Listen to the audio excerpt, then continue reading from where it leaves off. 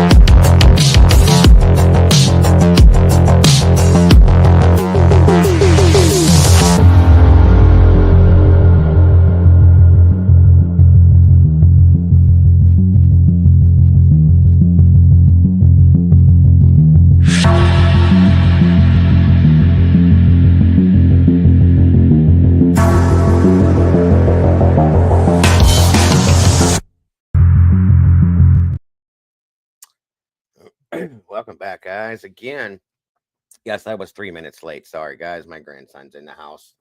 First time I've ever seen him in person. So, yes, I'm a little bit late. Sorry, I had to go get that smell again. My apologies, everybody. Sorry. Welcome back, guys. Again, thank you for joining us today. We're back in Idaho. We're going back today for those of you that just popped into the May 30th, 2024 hearing. Detective Payne showed up for that one, got up on a bench, and gave some testimony that I'm questioning, I guess you could say. And I want to go back and remember some of that testimony again and see if it relates, first off, to anything we know now as compared to then, and just listen to it again and get a little bit more in-depth look to it, have a conversation about it. Of course, I will open the panel up to everybody to join me, to anybody that wants to, and as we can discuss that and other things that we need to. Also, we have another video relating to the fact that Detective Brett Payne was not the lead detective on this case in the very, very beginning. It took 24 hours for him to be labeled and put into that position as lead detective. I got to know why. I wonder why they changed that up. I'm curious. I think it was Tyler Barrett, or no, I'm sorry. I have it written down in my notes. I'll talk back. Anyway, Barrett, I do believe was the last name. And he was the initial lead detective on this case for at least the first 24 hours. And then they brought Brett in. Again, curious why. And like I said, the testimony and all that kind of stuff in the hearing, I thought it would be really interesting to go back and review it, revisit it, see what we come up with at this point. Again, anybody that's interested in joining me to discuss it, you know the door is always open. So come on in. Let's see what we got going on. Miss Josie's in the house. Josie J, good to see you, dear. Thank you for joining us today. The cat lady's back in the house. Welcome back, dear. As always, Alicia J. Hey. Good to see you. Suzanne B, welcome back to you. Phenomenal. Grateful to have you. And thank you for that. God bless. That's so sweet of you. Meg P, welcome back. Great to see you. Ginger, hey. Ginger Ho, good to see you. Welcome back. That didn't come out right. That's not what I was trying to say. But anyway, it's great to see you. Fizzy Cake, welcome back. Great to see you. Good to have you here. Thank you for joining us. Miss Tandy's in the house with Seahawks fan. Great to see you, Fizzy Cake. Thank you for those hearts. I appreciate that so very much. Kent Kearney, welcome back, bro. Good to see you. Good to have you here. Josie West, thank you for joining us again. And again, Kent, thank you so much for that. Appreciate it. And of course, none other than Dagburn. Johnny Gobble's dead. Floozy Mama's in the house. Great to see you, Dagburn. Miss Christina, welcome back to you as well. Great to see you. Let me see here. Show. Eminem in the house. Good to see you. Good to have you here. Good trouble. Great to have you back. Carmel Police in the house, guys. You know what that means. You better behave. Sally Shepardson, straight out of Iowa. Thank you for joining us again. Thank you for being here. All Things Silver, great to see you. Thank you for joining us. I saw some of you peeps over on Lana's yesterday. I dropped in and said hello to Lana for a little while on panel and talked to her a little bit. It was great to see her and some of you over there supporting her. Me, myself, and I. Just me, myself, and I. Great to see you. Every time I see your name, I want to sing it. Community for goat-free bathrooms. Good point, Kent. After what we just watched this morning, good Lord. Good Lord. There are some crazy peeps out there, guys. In Stitches in the house. Welcome back. Stuart Jones, great to see you as well. Come on in, everybody. Please and thank you. Grab a seat. Grab a cup of Joe, coffee, tea, whatever it may be. Please come in and have a conversation with me. I appreciate you all so very much. Good morning to all of you. Good afternoon, good morning, good evening, good night, wherever you are, whoever you are. I hope it's good for you. I hope it's great for you because I hope it's great to be here with you. Sorry, guys. No, you're good. I love your name. Love the name. And Brandy B, the OG in the house. Good to see you, Miss Brandy. It's too late for coffee? Hell no. It's never too late for coffee. Come on now. Oh, we talking about food. Here we go. Here we go with the food. Oh, very easy to do that, Panama Mom. Very easy. Will the real Slim Dago please stand up? He ain't in this house. Sorry. Come on in. I'm going to start running some songs that I got, guys. I don't know if you guys are familiar with Miss Bianca over there from Outcast channel. Wow. Amazing stuff, guys. Amazing stuff. In fact, let me see something here. Boo.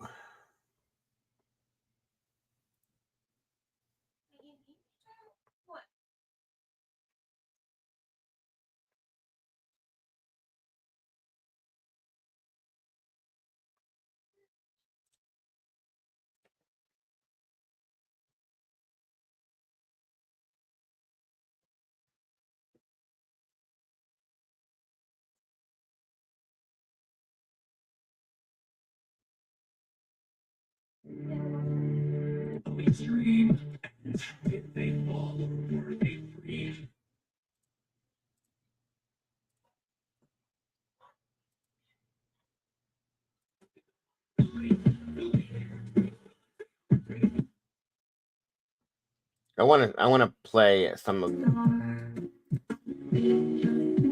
the stuff she's put together, guys, is really good, and it's all based on the Idaho 4 stuff. There's two that I'm really, really super fond of. And if you listen to the words in this, she's on point, folks. And this is just how we're going to start it off when we get into it. Dana Mornay, hello and welcome. Thank you. Welcome to you.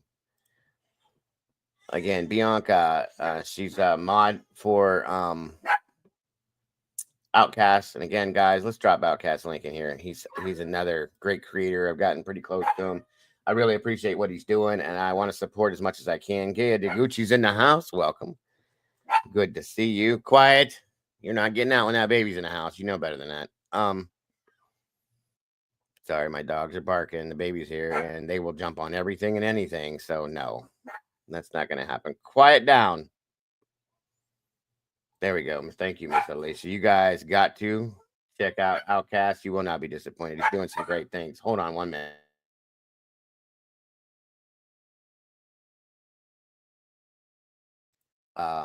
A lot of other things he's done with the audio and stuff, guys. It's great. And again, he's falling right in line with the other amazing creators that have fallen into this community, into the slot that we're in, as far as wanting truth, guys. He wants truth just as much as we want truth in this case. And we want to know what happened, why, and who. Check this out, guys. And then someone drop email links, please. Which one do you need? you want mine? Welcome, Elizabeth. Good to see you. All right, guys, check this out from Miss Bianca before we get into the Idaho 4 stuff. Trying to wait just a minute or two more. While we're waiting for that, let's check this out. Pretty fitting, in my opinion, for Discord. Gotcha. There it is. Thank you.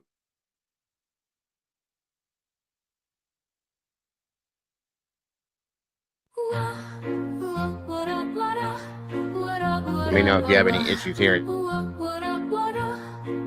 Step right up, the show's begun, where truth's a joke and drama's fun. From live stream chaos to primetime glare, the Guilters parade is on the air.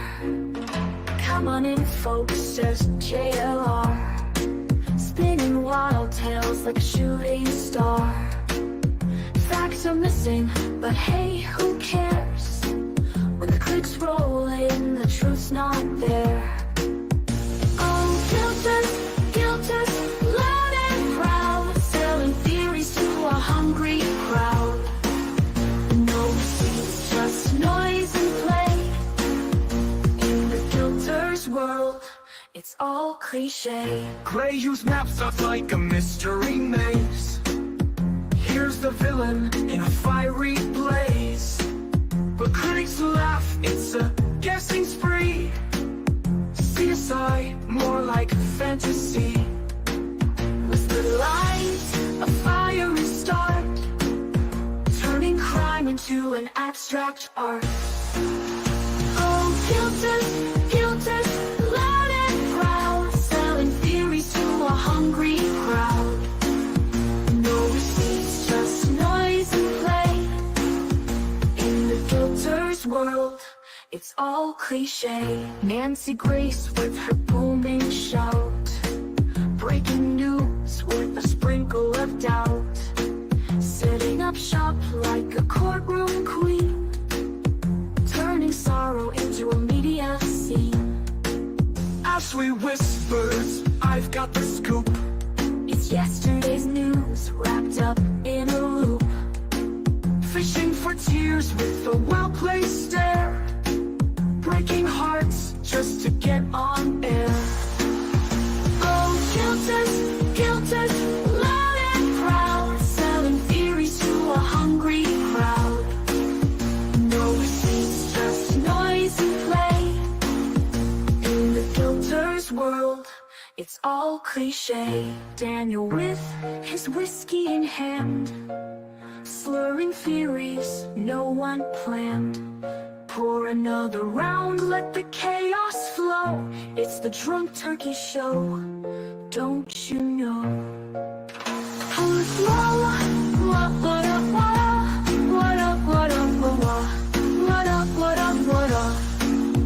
Daniel with his whiskey in hand, slurring theories no one planned. Pour another round, let the chaos flow. It's the Drunk Turkey Show, Don't you know? Oh, Guilters, loud and proud, selling theories to a hungry crowd. No receipts, just noise and play. In the Guilters world, it's all cliche. Spin and sell and twist and shout. The Guilters parade is all about clout.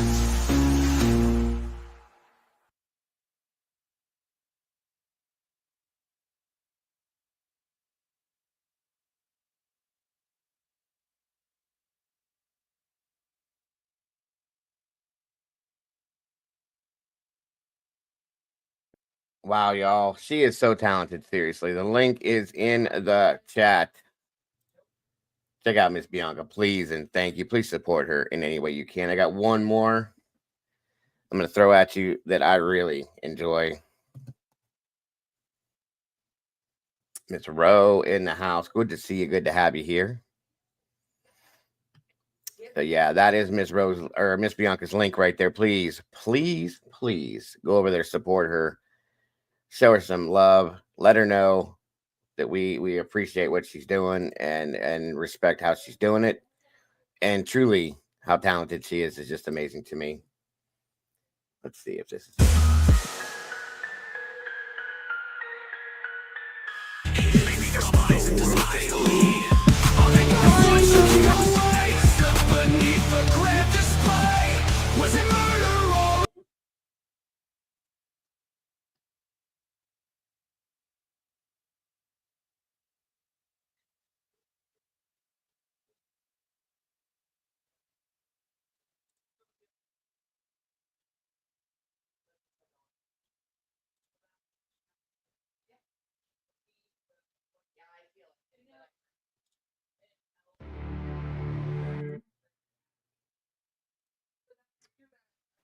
All right, y'all. This next one here, that one was called Step Right Up, the first one.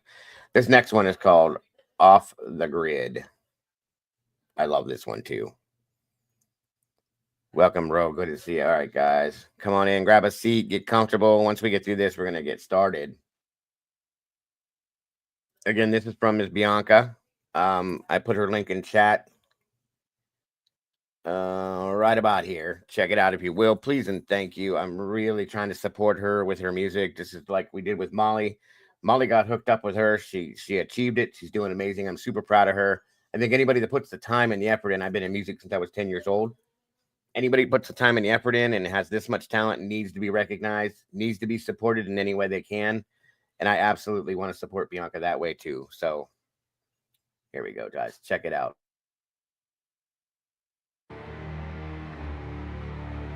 Again, this is called Off Grid. Midnight screens, no warning sign. Kaylee walked that coded line. X in shadows, thoughts unclear. Something staged was drawing near. Not a cry, not a scream, just silence in a glowing stream. Were they taken? Did they hide? Truth obscured by what's implied. Are they ghosts or just a way? Slip beneath the grand display. Was it murder or a game? Just another psyop name. Digital smoke, flesh and face, gone without a single trace. Footage flickers, gaps appear, voices lost and engineered. A story built on fear and fire, but truth is buried under wire.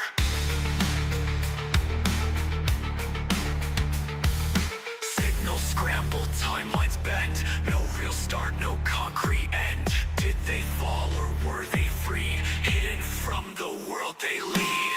Are they ghosts or just a way? Slip beneath the grand display.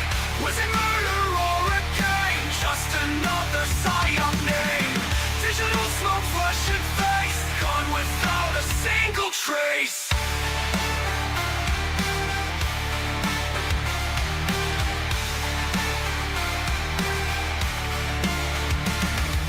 Footage flickers, gaps appear, voices lost and engineered.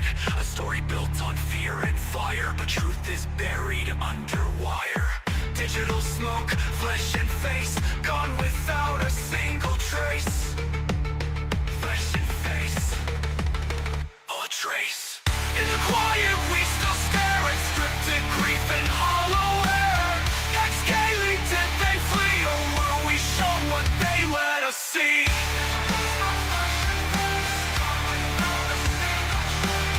Digital smoke, flesh and face, gone without a single trace.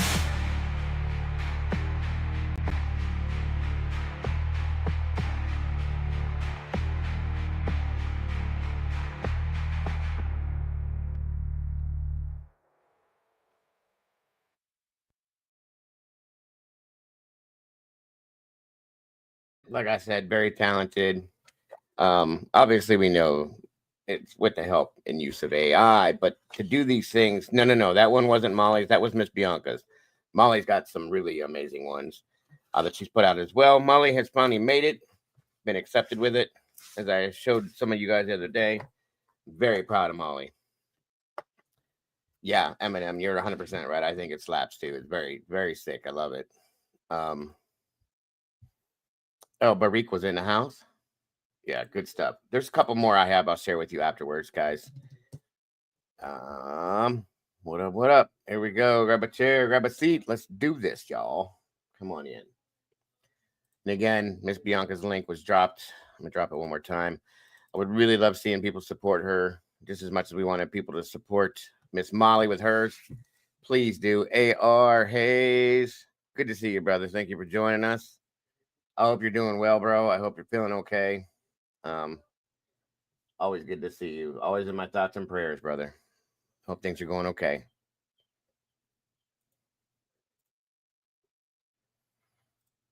All right, let me drop this here. Put that link here and pin it up. Anybody that wants to join us up here. There's Miss Molly's link. Thank you, Alicia. That's what I was hoping for. Good stuff. Thank you. Guys, please go check out Molly Drake's. Molly's link. It's the Molly Drake 81 link there. You will be beyond impressed. I'm telling you, she does some amazing things over there. We love our Molly. She's the videographer for the channel here. I couldn't do any of this without her. I'm beyond proud of her for what she has achieved with her stuff as well as her music. She's amazing. So thank you, Alicia, for that again. Absolutely, AR. If you're feeling up to it, brother, come on up. I'm going to pull up this hearing. I would love to have you join us and discuss some things beforehand, during, or after. Anytime you're ready, bro, I'm ready for you. My door is ready and open. One moment here.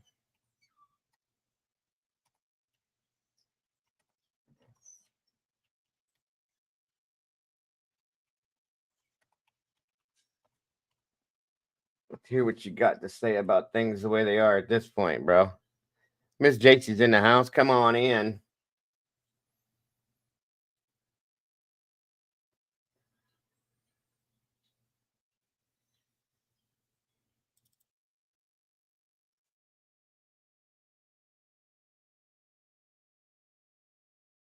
The link should be pinned in the top of the chat, AR, whenever you're ready, brother. And you don't have to worry about showing me your face or anything, boss. Or I know you don't have a problem with it. It's up to you. Whatever you want to do, though, I trust you. It is, Josie. I collect toys. As a lot of people know that is Ecto 1 up there.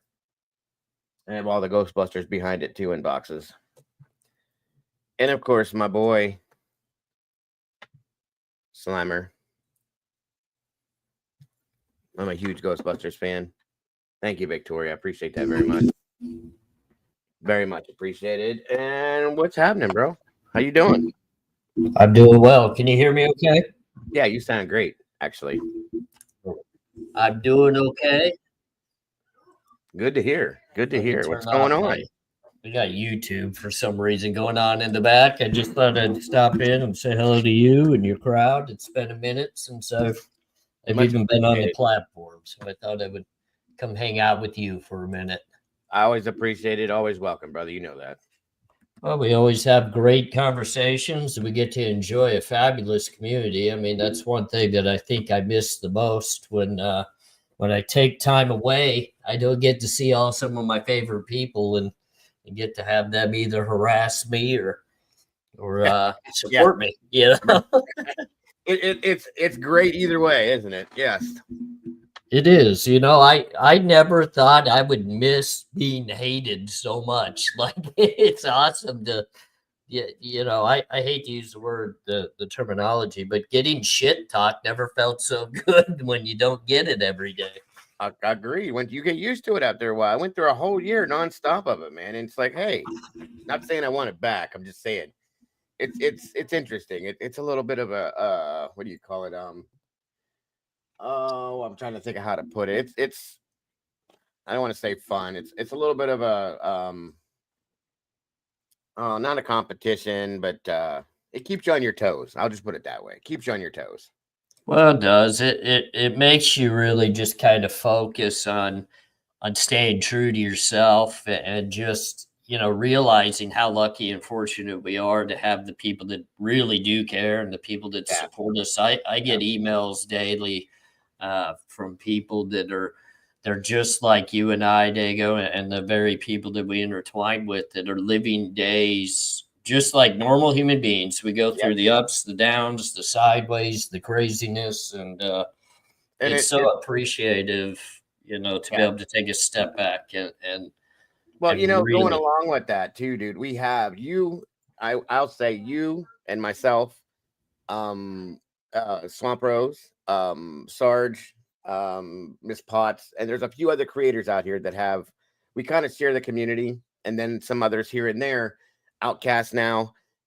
They're just amazing people, and you know as well as I do, they're absolutely amazing people. I can't go one full day of not being here because I feel incomplete if I miss one day. You know what I'm saying? And I feel like I need to be around these people to make myself complete for that day. It's amazing to me, and they're all open-minded, critical thinkers. They're amazing. So yeah, it's always awesome to be able to just have good conversations with good people. And I don't even know how long. Yeah, there you go. I've been off the platinum for a minute. I don't know how long I've been gone. I've been really.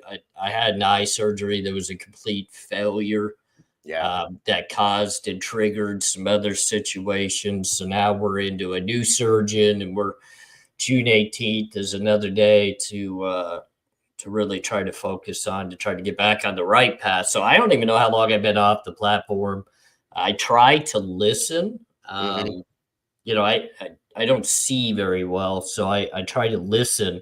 But sure. I'll tell you what, it's hard sometimes with finding what you actually want to listen to. Like there's so many options. It's just literally, can you make it more than 5 to 10 minutes into something that you're listening to without just going, what the hell am I doing? There's a lot of that out there. You're right. You're right.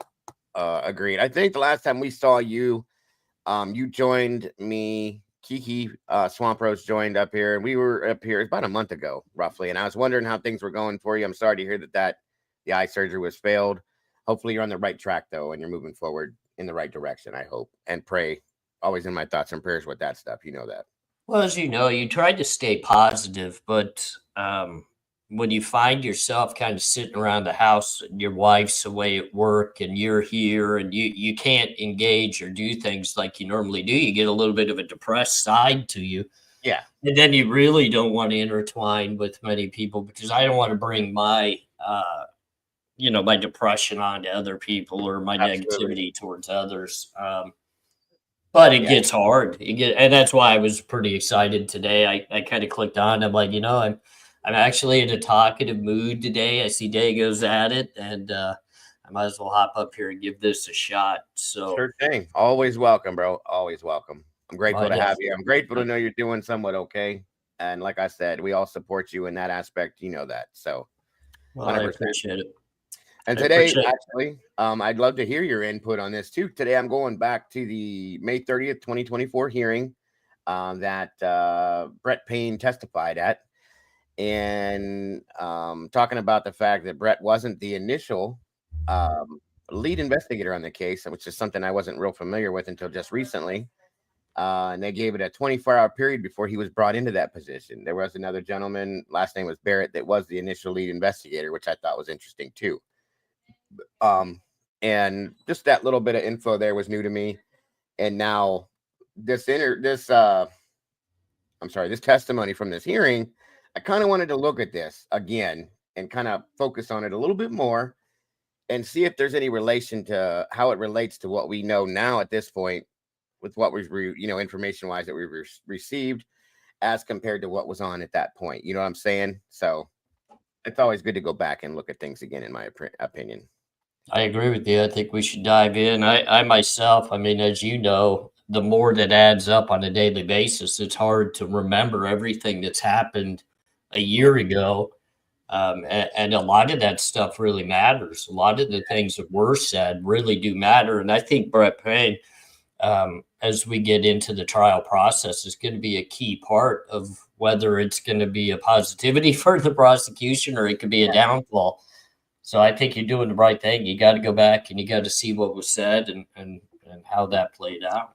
Agreed. Very much agreed. So I appreciate you joining us for that. It's always good to have another input. I love welcome Fox Rooter. I love hearing other people's thoughts and theories. Of course, again, like I said, I have this open up. Anybody wants to jump up, talk to us in chat, whatever it is, ask questions. If you, and again, before I get started, guys, if you guys need me to forward, back up, reverse, turn it up, turn it down, whatever you want me to do, slow it down, let me know. We can do it all. So we're going to jump into that here shortly. And again, thanks, AR. I appreciate you being here. I was just thinking about you actually yesterday, wondering how you were doing. So it's good to see you, bro. Well, I appreciate that. I saw last night, I clicked on, and you had jumped up on panel with Ron over Truth and Transparency. Yeah. And I almost debated clicking the link to harass you guys. But it's all good. It's all good. It's all good. Yeah, it was nice to go over there and talk about what her thoughts are on who the leaker is. Before we get started, what do you think, bud? What do you think as far as what we know now after Dateline, the hit piece, and now that we know that they're basically Hipper said you're gonna shut this down? I want to know who it was and why, and who do you think it might be? It's 100% out of the. Am I double talking again? Hold on, I don't know why this does this. Okay, try it now. I was just making sure it wasn't me. Yeah, now I don't double hear it, but it's FBI, and I can even rewind. If you want to hit that rewind button, go all the way back to Annie Elise or 10 to Life or whatever it was way back when she was breaking some news on this case, probably 2.5 years ago. Mm-hmm. She spoke about one of the leaks that came out to her was through an FBI agent that was a friend of whatever it was that spoke upon the sheath being found underneath Ethan. So the leak was even misinformation, but it was some information that was right. It was just misstated.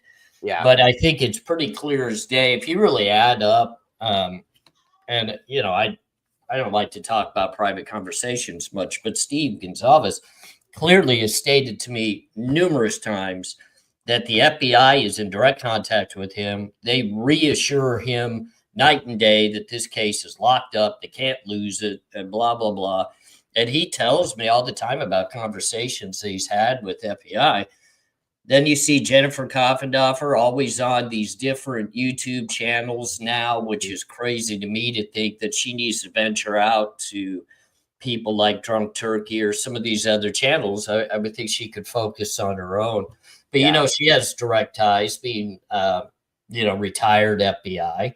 Sure. So now you got a real web of people that's pretty interesting, of YouTube content creators, FBI, ex-FBI, family. And it just so happens that all this stuff starts leaking out. And, I think you and I both agree, the one person or the one entity that even if Hitler wants to really smack that whip on somebody in regards to a leak, the one person you can't really punish is the FBI. So, I mean, I can agree. Yeah. Lana, she asked me, I said FBI, and maybe some Maori possibly, but mostly FBI. She said FBI and she named a specific person. And that's kind of her calling it ahead for what she believes is going to come out. I also asked her, I said, do you think we're going to know? She said, yeah, we will. Because of what's happened thus far, he's going to want to put it out in front of us on the front line to kind of make himself look like he's doing his job. And I do agree. I think that's what's going to happen. You were there. You've seen him. You know how he is how he feels about himself. Let me put it that way. He's not going to take the fall for anybody during any of this, in my opinion, and he's going to make sure he's putting everybody out there that needs to be put out there. At least that's how I see it now. So we'll see. I definitely feel FBI, because again, I don't feel that they think anybody's going to come at him for it. Truly, I don't think so. And I got to tell you that I told her that Shane Bishop has his own connect, in my opinion.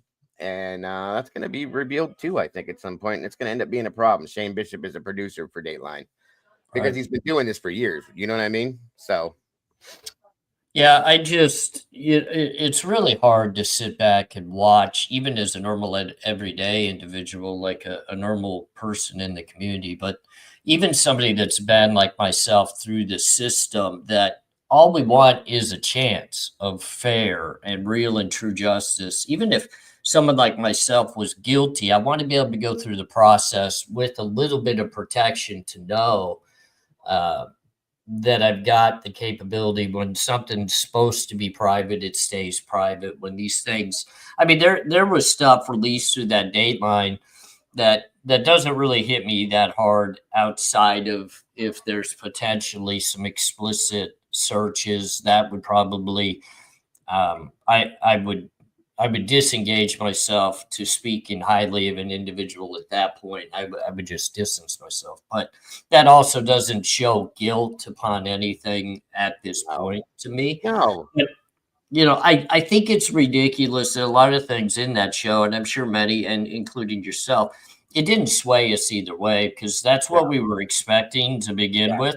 Yes. Going into that show, we knew that's what it was going to be. And none of it seemed like it was an overwhelming truth of the matter that's going to sway a jury even. No. But if you think about what they put out there, they showed things that a normal single 28-year-old male would do. They showed things that a normal single 28-year-old criminology student would be looking up. He didn't do anything, in my opinion, that was abnormal. And one thing I think the hit piece did was, in a sense, kind of proved who Bryan actually isn't as compared to who they have called him out to be. One, he's definitely not an incel at this point. He definitely doesn't have a hate for women. And three, he definitely does not have a self-confidence issue. All three of those things were part of the smear campaign that they have plastered him with. And they proved in that hit piece that that's not who he was, that he has no hate for women. He had no fear of approaching women. And he's not an incel because he was actually making other guys jealous of talking to women. And there's a woman that wanted to be with him that he said, no, I'm not into you. So no, in a sense, that helps him, I think. So but a lot of people still, the people that point at you and I and others and say we're crazy, and they utilize all these other words and terminology of what we are as people. They still they point and say that all those things are still true that you're talking about. And I'm probably more of an incel than he is. And I've been married 3 times. sure. I've been married to some of the most beautiful women that I could ever possibly even engage with. And, I stay very much to myself. I'm very distant. I'm socially awkward, probably more so than he may be. I've seen him in person, Diego. I've seen him talk with women. I saw him in the very courtroom, not only engaging with his entire female lawyers team, but I saw him turn around to the crowd where the entire first row were college age female students that were both studying journalism and law. So you've got a good crowd of women there in that first row, and he turned and smiled. And let me tell you, none of them were turned off by him. I heard 2 females in the crowd say unexpectedly how good looking he actually was, and he's his not man a looking guy. He's not. So That's that people have to, because he has been propagandized so badly. Well, he's got a big nose and he's this and he's that, and because he's the bad guy, it's ridiculous. Listen, the dude is not a bad looking guy. Okay, he doesn't have bushy eyebrows, and just because he has a bit of a temperament that a lot of people aren't comfortable with, he's on the spectrum, folks, and I think he does pretty good for that, in my opinion. It's ridiculous. Now, I will say there's people that are still saying that they think that the defense are the ones that leaked this. That makes 0 sense, guys. Nobody, you have to think about what you're saying when you say that. If the defense were the ones that leaked any of this information, that's horrible for their case. That would make no sense. They're not going to get anything out of that. Okay, nothing. So in turn, other than the fact that it's going to make their client look worse and make their job harder, it makes no sense. And not to mention, Judge Hippler knows who leaked it, where the leaks came from. Okay, he needs the prosecution to step up and say, yeah, we did it. Okay, I'm sorry, we did it. Here it is, so on and so forth. I'm going to handle it. It's done. Because he knows that it came from law enforcement based on the prosecution side of things. That's all there is to it. I wanted to do some content, and then obviously I kind of fell off the route of that, of why it would not be a good idea for the defense to try to make. Look, Bryan Kohberger and his defense team are not looking for a mistrial. No. A mistrial does nothing for Bryan Kohberger other No. than restart the process, be rearrested, sit in jail even longer. It doesn't do him any good to have a mistrial. And look, a dismissal is still not good. No, that's He horrible. literally wants this to go to trial and end up in a not guilty verdict, or for the prosecution to approach the judge and say, we're dropping all charges to never be filed again. He's an innocent man. Yes, sir. Leaking this information that makes him look worse is a dismissal or a mistrial type of move.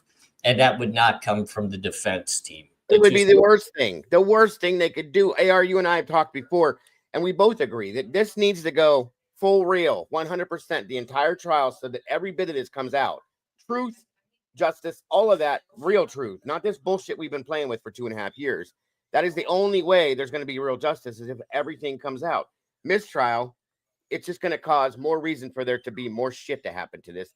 And if it was completely thrown out, that's even worse. Like you said, there will be no justice for Bryan and or the victims, true justice. And that's bullshit. And it will not do anybody any good, guys. So, well, I think on top of it all, Dago, where a lot of people are missing the boat completely.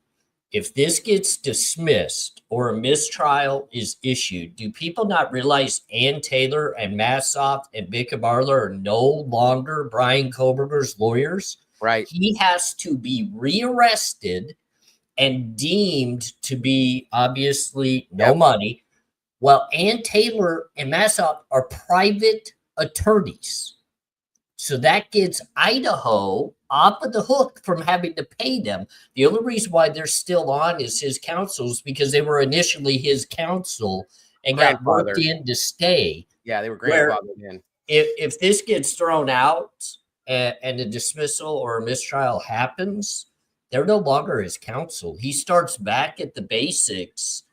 And what's he want? He wants Jay Logston to come back on as his lead attorney, because that's who now runs the public defender in Latah County. I mean, that it just doesn't make sense. Doesn't make sense.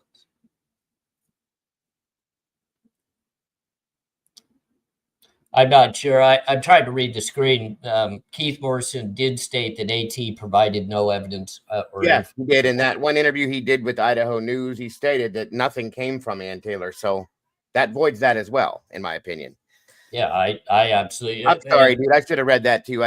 I'm not thinking straight. My apologies. That's okay. I'm trying to teach so I am completely blind in the right eye, and the left eye is the one that just had the failed surgery, unfortunately. So I'm kind of, it's like, holy cow, here we're going. But whoa.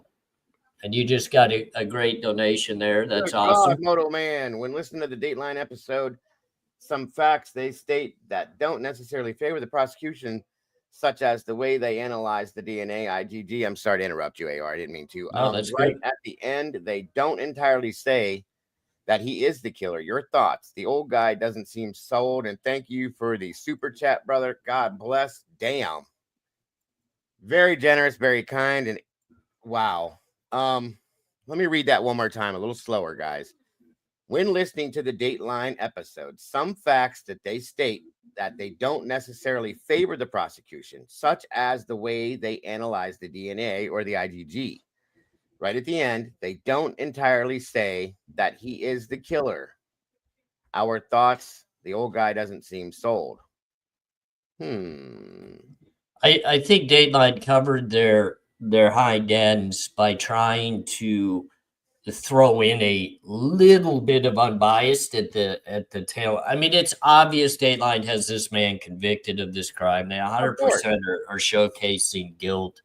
But I think for them to be able to stay on air without a complete uproar, and maybe even possibly trying to protect from what this court's going to do, because look, if Hippler doesn't do something at the state level, the Supreme Court's going to do something here very, very soon, whether it be the Idaho Supreme Court or the federal. Something's going to have to step in. But there's no doubt. I mean, do they throw a little bit of tidbit that maybe possibly didn't help the prosecution? I don't know. I would say it was 99.9% against BRYAN, and maybe that little left nugget of percentage was just, hey, we covered our butt percentage wise here. That's it. Yeah, agreed. Truly, again, Moto Man, I cannot tell you how grateful I am to you for that. That's just beyond generous. I don't ever expect donations, whether it be super chats, super stickers, the Venmo, PayPal, membership. None of I don't expect it for any of you. I appreciate the fact that you guys support my channel just by being here, but that it helps me to keep my channel alive and moving. So God bless, bro. I appreciate that more than you'll ever know. Thank you so much again. I wanted to If I can make one statement in regards to that, Dago, the one thing that I've please. respected, I think you and I now have been kind of working together. It's probably approaching a 2-year mark. I mean, we're Yeah, heading towards it. definitely. And the number one thing that, the ups, the downs, the sideways, the weirdness of the platform, the one thing I've always respected is the crowd and the love. And you know what? I do have to say, you work extremely hard, my friend. This isn't just I about try. us coming on to a platform because of, just personal, let's get out of our head type reasons. Look, we Right. dig in, we do research, we do work behind the scenes. Yeah. And I know a lot of people understand this, people like Motomax and many of the people that are so generous to helping us, not only financially, but emotionally and Yeah. other ways of support. And the one thing that I have to say is you damn well deserve a lot of love and a lot of respect, Dago. And Mama Bear, it's great to see you. I'm glad to see you hopped up as well. And, for the hate that a lot of us get because we do put in the work and people do care enough to donate is sad because people choose what they want to do. We're not here begging. We're not here expecting. We're not here any of that nature, but we're here and we're working a shift of our job. This is what we do. We work. And Dago, I know behind the scenes you put in a lot of effort because I've dealt with you. I've been behind the scenes with you in regards to that. Yeah, I do.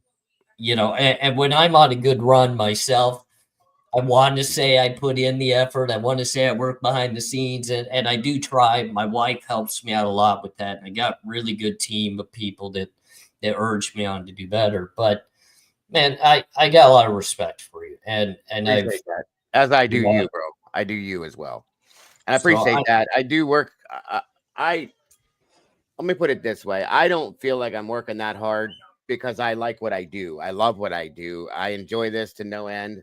I would not go. I go 7 days a week, I don't know, 12 hours a day sometimes. And it doesn't feel like anything to me. I don't sleep very often just because I don't choose to. Okay. And if I couldn't do any of this without Mama Bear and the other blue people over here, they're amazing. They run this with me like you wouldn't believe, brother. It's an organization. And like I said, it's every little bit helps and keeps this moving the way it does, like a well-oiled machine, just as much as your channel does the same. It's an amazing channel. You and Jen do amazing things together. And we're always in the Discord doing our own. We just did it last night for hours in there doing research, investigative talks, things like that, because that's what it's all about. Now, I have a tendency to think that everybody else feels the way I do sometimes, and I forget sometimes that these people need to sleep, that they need to live their lives, and I'm in here like, oh, okay, you guys want to join me? And they're like, Jesus God, again? Come on. They're not saying that, but I'm sure they're probably thinking that.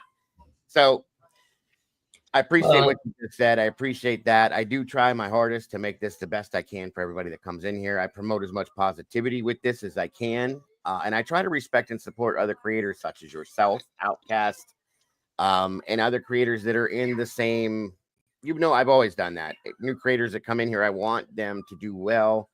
I want them to succeed and be good people, like a lot of you have. You know what I'm saying? So yes, I appreciate that very much. Well, I think a lot of people don't fully know the beginning of my story when it comes to YouTube, and you opened that door for me. I still remember, and I know I've told this story before, riding in the car with my wife with my little headset because you had invited me to actually come on a panel of my very first time on a live. And we're driving from Walmart to the dog park with 3 dogs, and I'm so excited and jittery. And then, you know, we had a couple other amazing people with us on that live, and I got to jump up there with you guys, and I could feel the tightness in my stomach. I was nervous. I was excited. I was just gung ho to do this, but it was the opportunity that was afforded to me by someone like yourself that had been on the platform, that was so engaging and so helpful, that even to this point today, with what I'm trying to endure every single day now, I still work behind the scenes with people like Pete, with Murder Metal Mayhem, with Unfiltered Lucky, with Swamp Rose, with people like that, to try to be as supportive to them as you were to me, even though I'm not on the platform as much as I used to be. And hopefully I can get back to that. I don't know, Dago. I don't know where I'm going to be as a creator when this is all said and done. I hope to get re-engaged and get the drive, you know, to really fight and come back and do this as much as I can. I don't know if I'll be full-time ever again at doing this, but I do want to be, you know, engaging, like doing this with you on you know, certain chances that I get. I want to jump up and do that, you know, and keep the relationships I've had. But, you know, a long story short is I've taken a bit of what you showed me, what you helped me from the very beginning learn, and I've tried to transition with that in a direction to where I could do with that others.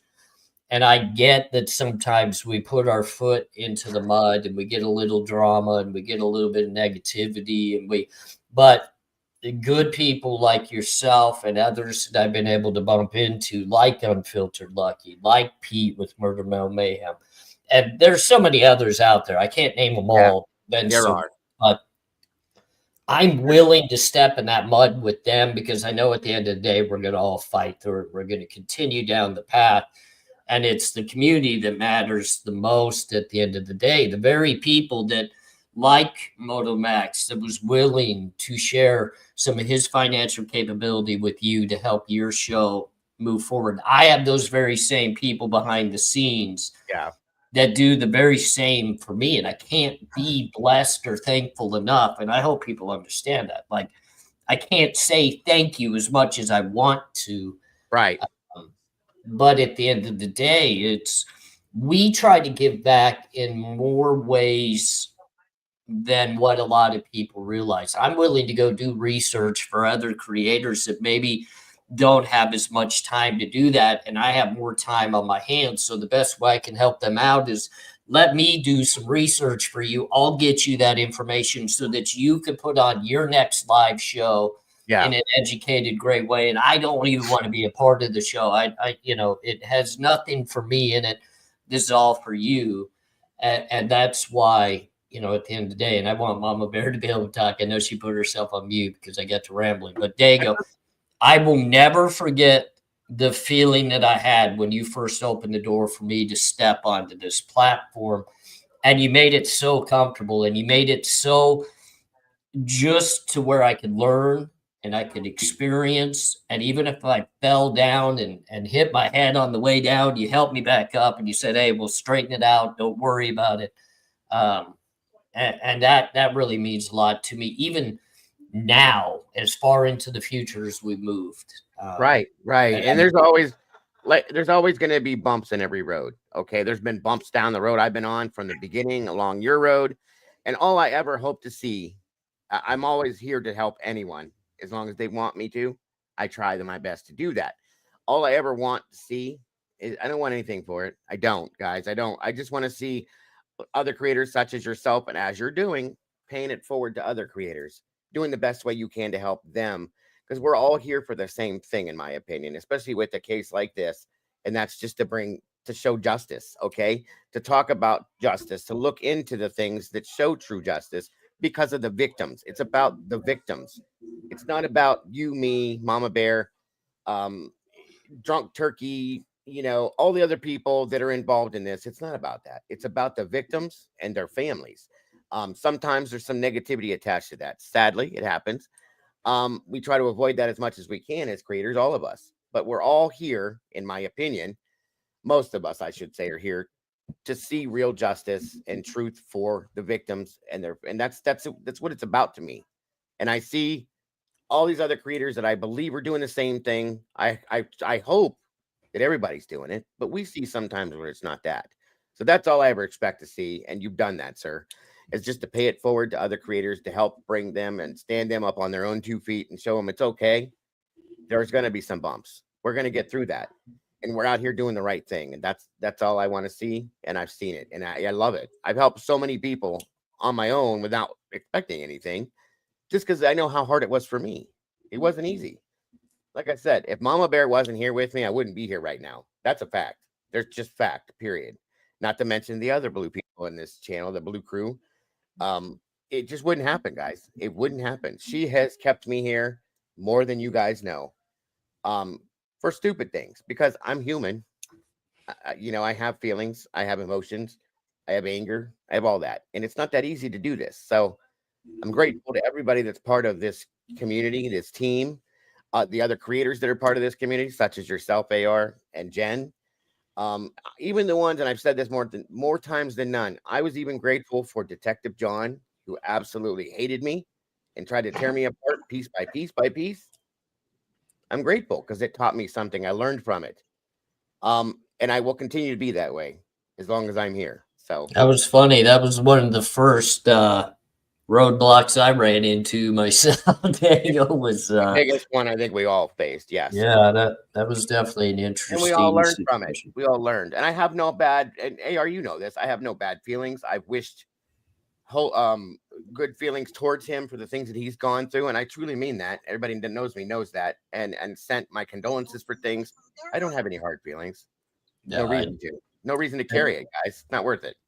Yeah, at this point, I just know that we're all human beings, and I just hope that he gets through all the pain that I know he is, fallen into with the situation that he has. We don't wish that upon anybody. I mean, I disagree with content creators every single day on what I listen to, but I've just kind of listened to my own wife when she says, just shut your mouth and just listen. You don't always have to speak.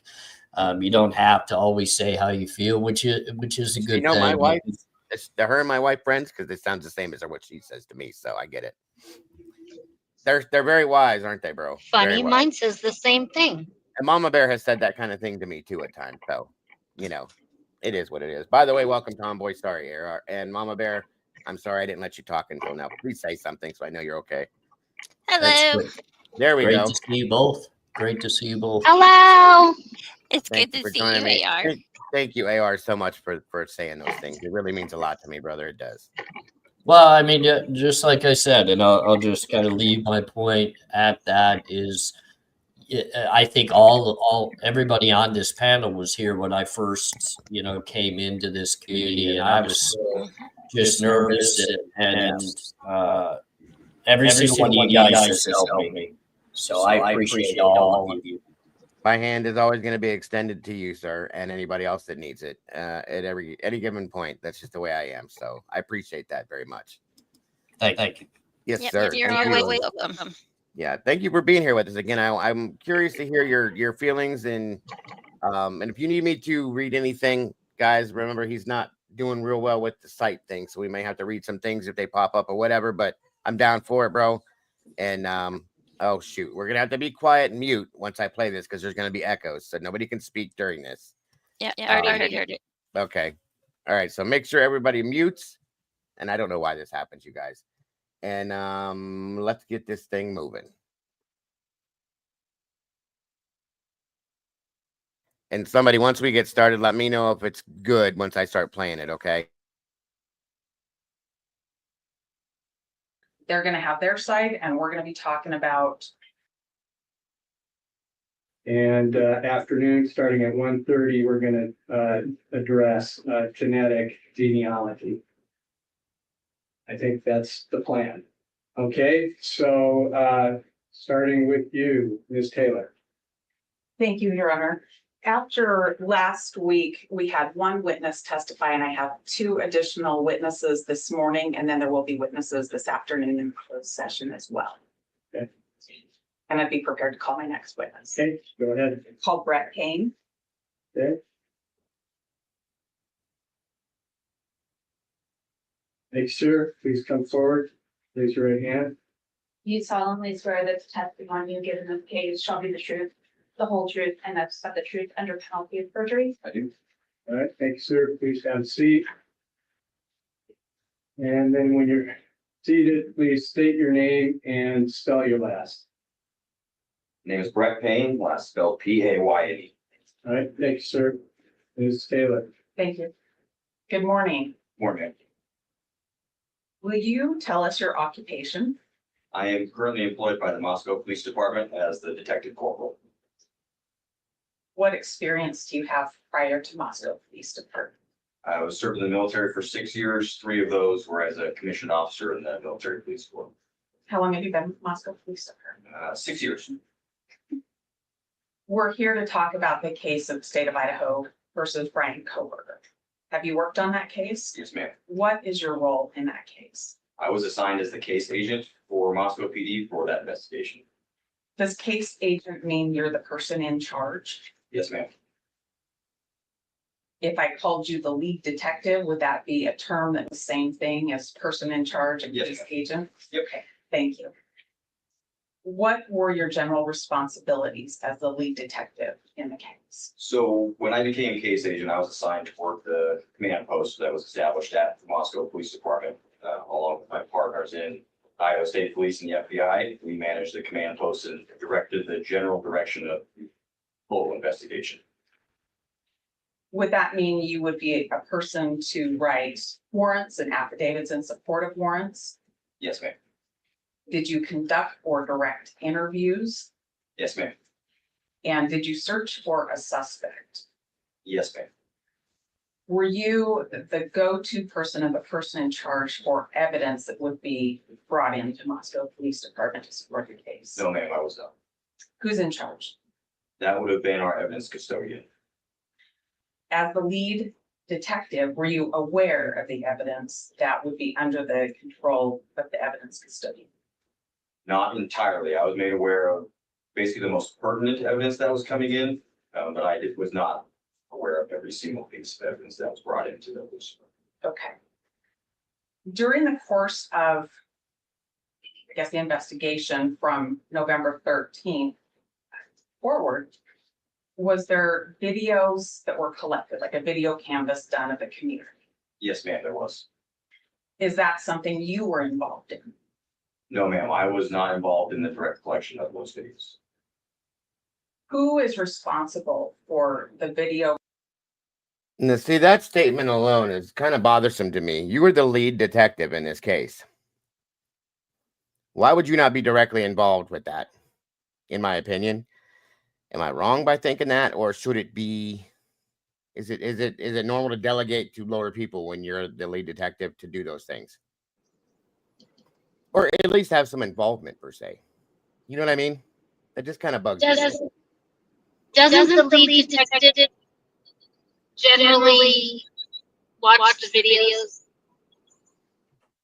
The lead detective should have full involvement in everything, in my opinion, in investigation. Am I wrong? AR, with your experience in the past, I mean, doesn't that make sense?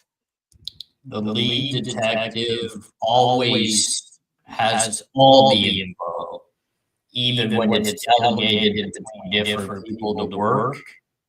He still gets all the updates and has everything at his disposal. So Brett Payne here is showing either ignorance or the fact he was not the lead.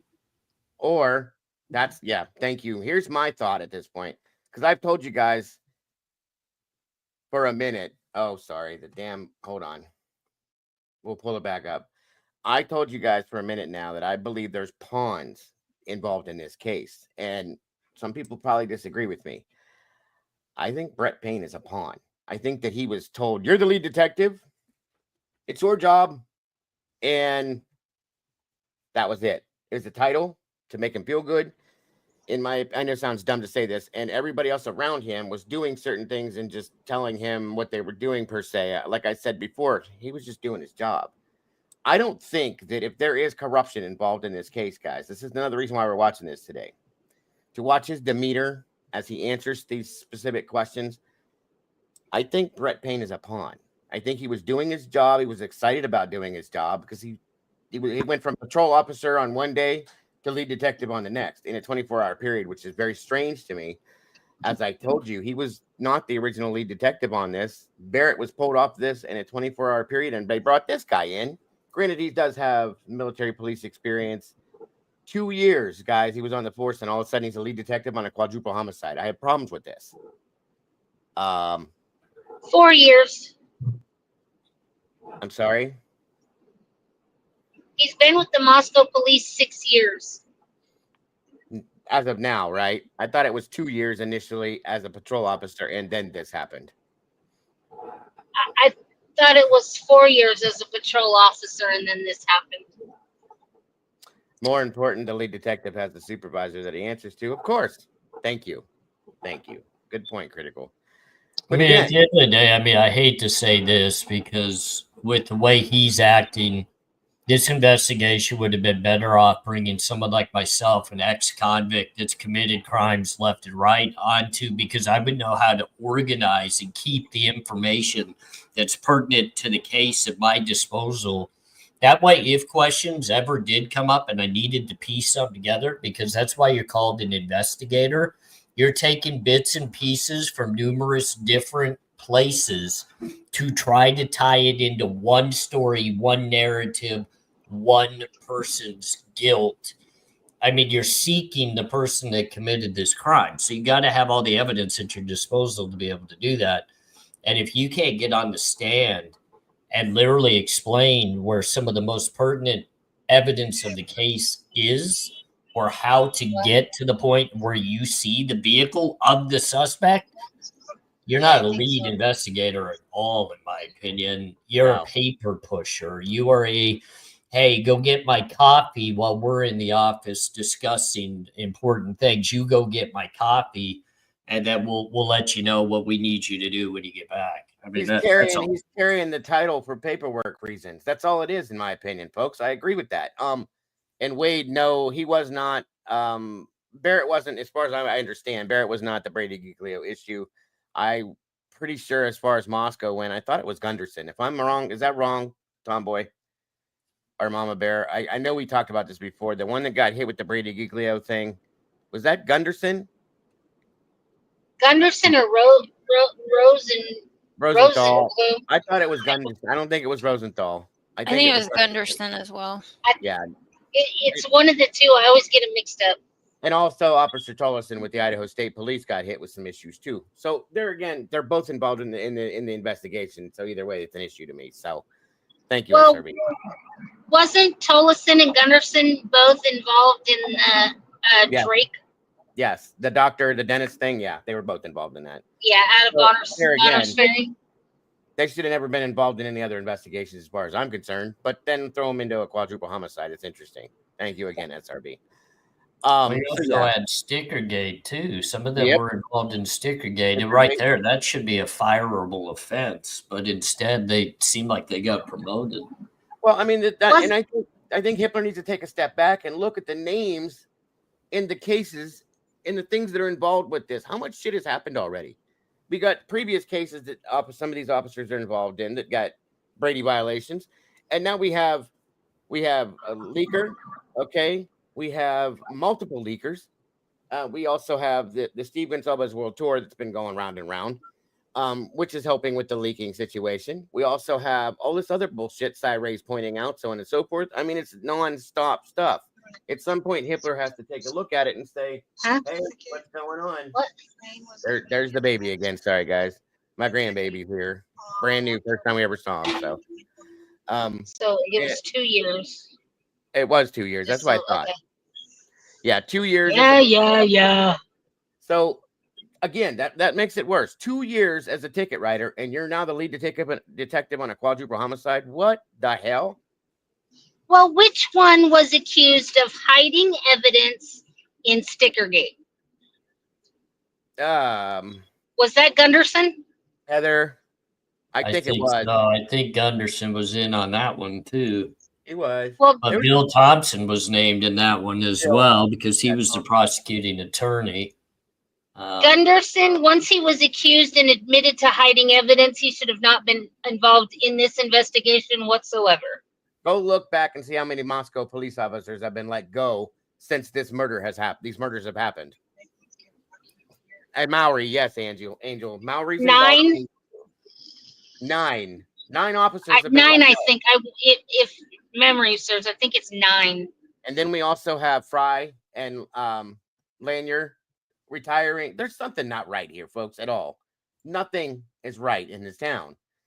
These things just add to it. So again, this is one of the reasons why we're watching this. This man that we're looking at here on screen, when I pull him back up, in my opinion, has no clue. No idea. If you listen to how many things he has no idea of, at first I thought he was doing it on purpose. Like, nah, okay, whatever. No, I truly think that they have withheld things from him because he's just a title. He don't need this because he might do the right thing. Think about it. Just saying. Yeah. Yeah, I think that, honestly, with the oath that he took working within the military, I think that would put him on a different level than probably some of the people that have worked this case that have had issues in other cases. Thank you, Yeah, Heather. I feel like Payne could legitimately fall back into that oath of, being in the military. And he would say, look, I'm not going to go that route. I'm trying to solve this case. Yep. I want truth and I want justice. And, I don't know. That's just a feeling to me. Like, I just don't feel like Payne is on the wrong side of the line of integrity. Not on purpose. Not on purpose. You're right. Yeah, I think he's just in the dark. And I think he's new and he's naive and he probably got intertwined with some of these FBI agents that have been around for a long time that were controlling and dictative and narcissistic. And Yep. he fell into a trap. And I think he's going to bite the dust when it comes to trial. I hate to say that, but he's going to get thrown under the bus. I absolutely will tell you right now. That man is probably going to take a hit for a lot of other things. And it's probably sad because he had no idea. That's my opinion. So yeah. Nunez was involved in Stickergate as well? Yes. Yeah. Nunez, Gunderson, and I think it was the White. first guy on scene was in a major. Oh, yes. Yeah. Thank you. I see dirt. A lot of dirt. Yeah, there's a lot of it, guys. Barrett and Dollinger were on update. Yeah, exactly, Andrew. Thank you. So yeah, guys, this thing has been, and this is the point we're making today. It's a mess. And this is something that goes back to, this is how it's been run. It's not that they did this on purpose. This is how things just are. Okay. And with the mistakes that are regularly made, the shortcuts that are taken, this, that, and everything else, and there's something else going on too. Don't get me wrong. This is just what they do. This is what's expected. And that's why I said, I'm telling you, I do not believe that Brett Payne has any clue what he's done wrong. And that it was even wrong what he did until after the fact. And maybe by this point, maybe he's seeing it and going, what the hell? But I don't believe that's what he set out to do. I just don't. I think he was a pawn. So, and you can watch this and I think you'll draw that conclusion as well. I think the biggest thing he's going to realize when he gets into this trial is he has absolutely no protection by his own team, the prosecution, the other investigators within this case.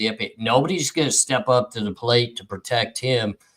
And the sad thing about it is, I mean, people need to realize he's the one that has to step to the plate to explain how they got to Bryan Kohberger via this tip without talking about the DNA, the IgG. And so the man can't tell you where to find a video of the suspect car when it's a pertinent piece of the case. Yet you're going to expect this man to step before Judge Hippler, a jury, and Massoff and Ann Taylor and think that he's going to paddle his way through that without hitting his head a few times, like we've all done. You know, I mean, Right. It's going to be devastating. I'm going to feel bad for him. I'll I tell you, already do. I already do. Yeah, you're right. Because he's going to get eaten up. He's going to Oh. get eaten alive. Wholeheartedly. Thank you so much, SRB, for dropping 10 memberships. Damn. IBK, CJ Sky, Miss Paula Fitzhenry, The Borg, Jennifer Meineke, Heidi HC, Molly May, Beep Beep. Wait a minute. Not Barbie's Jeep. Kane. Joy Krisky, Reality with Christy Marie. All of you guys, congratulations. Welcome to the sauce. Thank you again, SRB. That was so damn generous of you. You didn't have to do that. God bless. I appreciate you so much. Tony Duwong, welcome, bro. And Kim Young, thank you so very much. You are all amazing. Your dedication to this horrific crime is appreciated. Thank you. Thank you. I think we're all very dedicated to this as well when it comes to this case and set for trying to see and bring forth true justice for these kids and their families. So thank you so very much, all of you guys, for your generosity. It's amazing. SRB, again, thank you so much. You do enough around here, but thank you so much for that, dear. I appreciate that. And Kim, God bless. Thank you for your generosity as well. It's amazing. You guys are awesome. My wife makes me laugh a little bit when you talk about, you know, how dedicated to this, because, you know, we've been on this case since it broke. I know this is what brought me into true crime, but my wife is watching me with my doctors ensure like my appointments don't land on court days. Right. Yeah. You know, and I'm looking at the trial because, you know, a lot of people don't understand. My wife and I have already made arrangements in Boise to be at the trial. We've got preset things of how we're going to, you know, work our way in lines to get into the courtroom and things of that nature. And people they're like, well, if your health is so bad, yeah, well, I've been around this case since the beginning. My health could wait another couple weeks. We're going to figure this out. So listen, I set my doctor's appointments ahead, dude. And anything I have scheduled in August is scheduled around this. Yeah. That's how dedicated we are, guys. It's facts. I don't want to miss this. So 100%, dude. With all the time we put into this, you just, at this point, there's nothing else that's acceptable as far as I'm concerned. So yeah. Well, my wife makes a joke. She's like, you're going to be blind. What are you going to see up there anyway? So I just want to hear it. And then, of course, my mouth isn't going to stop running just because my eyes don't work. My mouth will still work. So I'll still talk a lot of shit while I'm there. Don't worry. Sure, so sure. We'll see how much of a band she puts on me. She may handcuff me and not let You're me going back for the trial, right? Oh, yeah.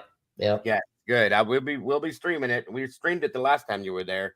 We was watching you and Jen and Twiz and everybody, and I'm grateful to see you guys there so we can get, you know, after the fact, get a one-on-one telltale on it. So that's awesome. I love it.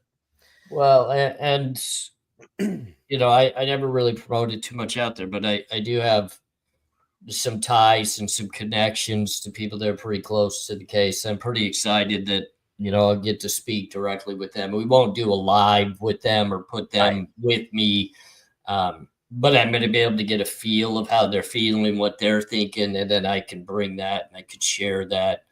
And I have to actually give my wife a lot of credit for that because she is an amazingly social person that just makes people very comfortable, they know that she cares, and where I can get kind of mouthy and stupid, Jen is really that one that, you know, if she sees someone's in pain, she holds their hand, she talks to them, and it's like, you know, my better half is definitely the better half, and she's helped me make a lot of connections that get me the ability to talk to some of these people that I get to talk to. So it would be pretty cool, you know, to be up there and get to shake hands and be able to speak with some of these people and take it all in, whether, you know, whether I can bring them with me to where they get to share their stories. I hope one day maybe they will sit down with people like you or I and come on the platform and be able to share how they feel.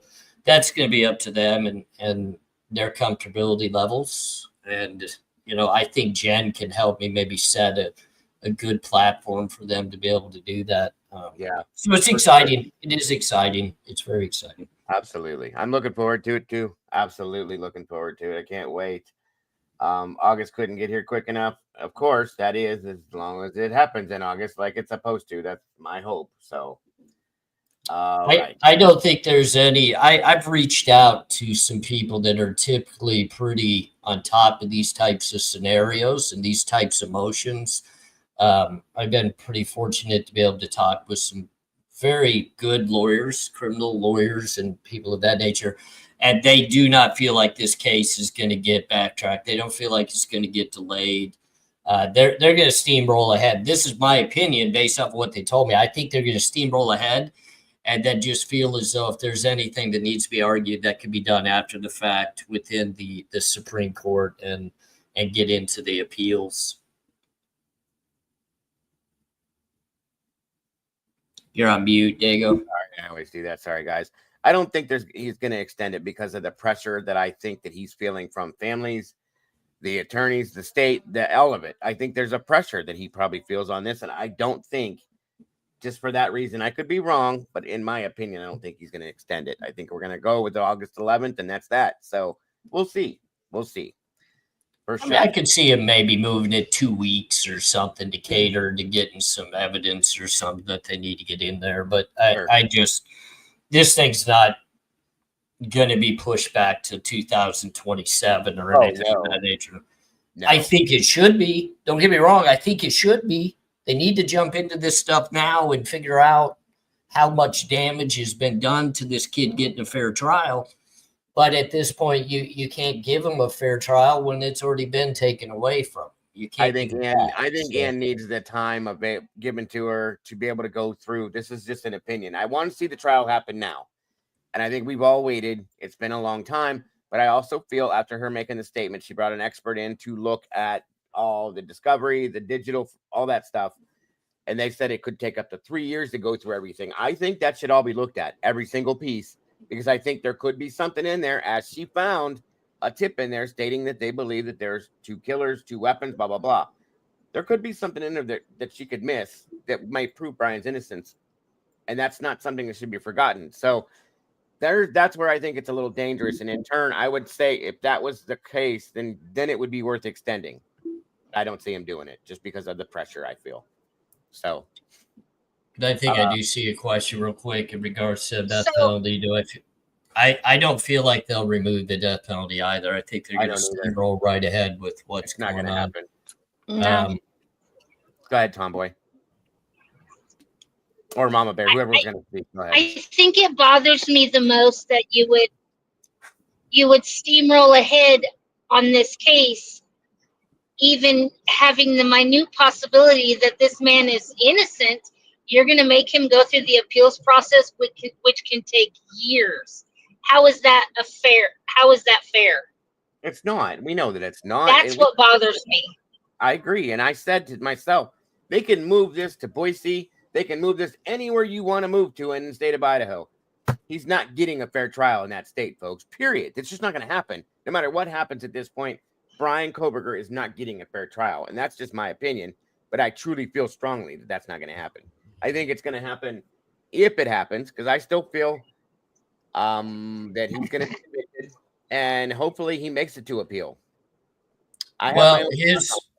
His appeal, it would be better off for him to stay as a death penalty case because it's much quicker on a death penalty case. Like literally his appeal is probably sitting on the front doorstep of the Idaho Supreme Court as we speak right now. Agreed. They know what's going to happen here, and they have a very short amount of time after the conviction and after the jury sentencing to get that filed. And I guarantee Ann Taylor's already well on top of all of this. She's probably already motioning the Supreme Court. Agreed. I would say he's in front of the Idaho Supreme Court for his first appeal attempt within 6 months of this conviction if he's convicted. I don't see it taking long enough. No, they're going to jump right on top of this. I agree with you on that one. Mama Bear, anything to add to this at all? I don't think they'll drop the death penalty either. No, I don't believe they will. I think unfortunately. Yeah, that's going to be because truly there's too many people. They would go nuts if they dropped the death penalty on this. And you guys know that. It's not going to happen. The case is too high profile and there's too many people that want him dead. That's all there is to say. I hate to say it like that, but they do. I just pray to God that they prove if he truly did it. I'm not saying that I agree with that. That's fine. I just don't see that he did at this point. So go ahead. I also think that Hitler is keeping an eye out for his pristine record, because nothing he's ever done has ever went up on appeal. So he's also looking out for his record. So if he does something that they can use for an appeal, he's not going to let that happen either. Right. Yeah. And, people just keep a very open mind too. At the end of the day, this is going to end up in a federal jurisdiction at some point as well. This is not done just because we're going through the state process. Dago and everybody else, I'm sure both ladies on panel with us here today know that the feds take whatever they want to do. They're going to do it when they want to do it. And I've had this gut feeling since the very beginning. This is a federal case. I know the state gets full opportunity as well, but this is by far a federal case. And if Steve Gonzalez is anything that came out of that man's mouth that I legitimately think is absolute truth, is he has been told by the FBI, take a deep breath. If anything goes awry here, we're bringing up charges. Don't worry about it. Yeah. Right. What did he do that was federal? Well, let me put it in a very simple way to project it out as. Look at Luigi Mangione in New York. What is the difference between his case and BRYAN KOHBERGER's case?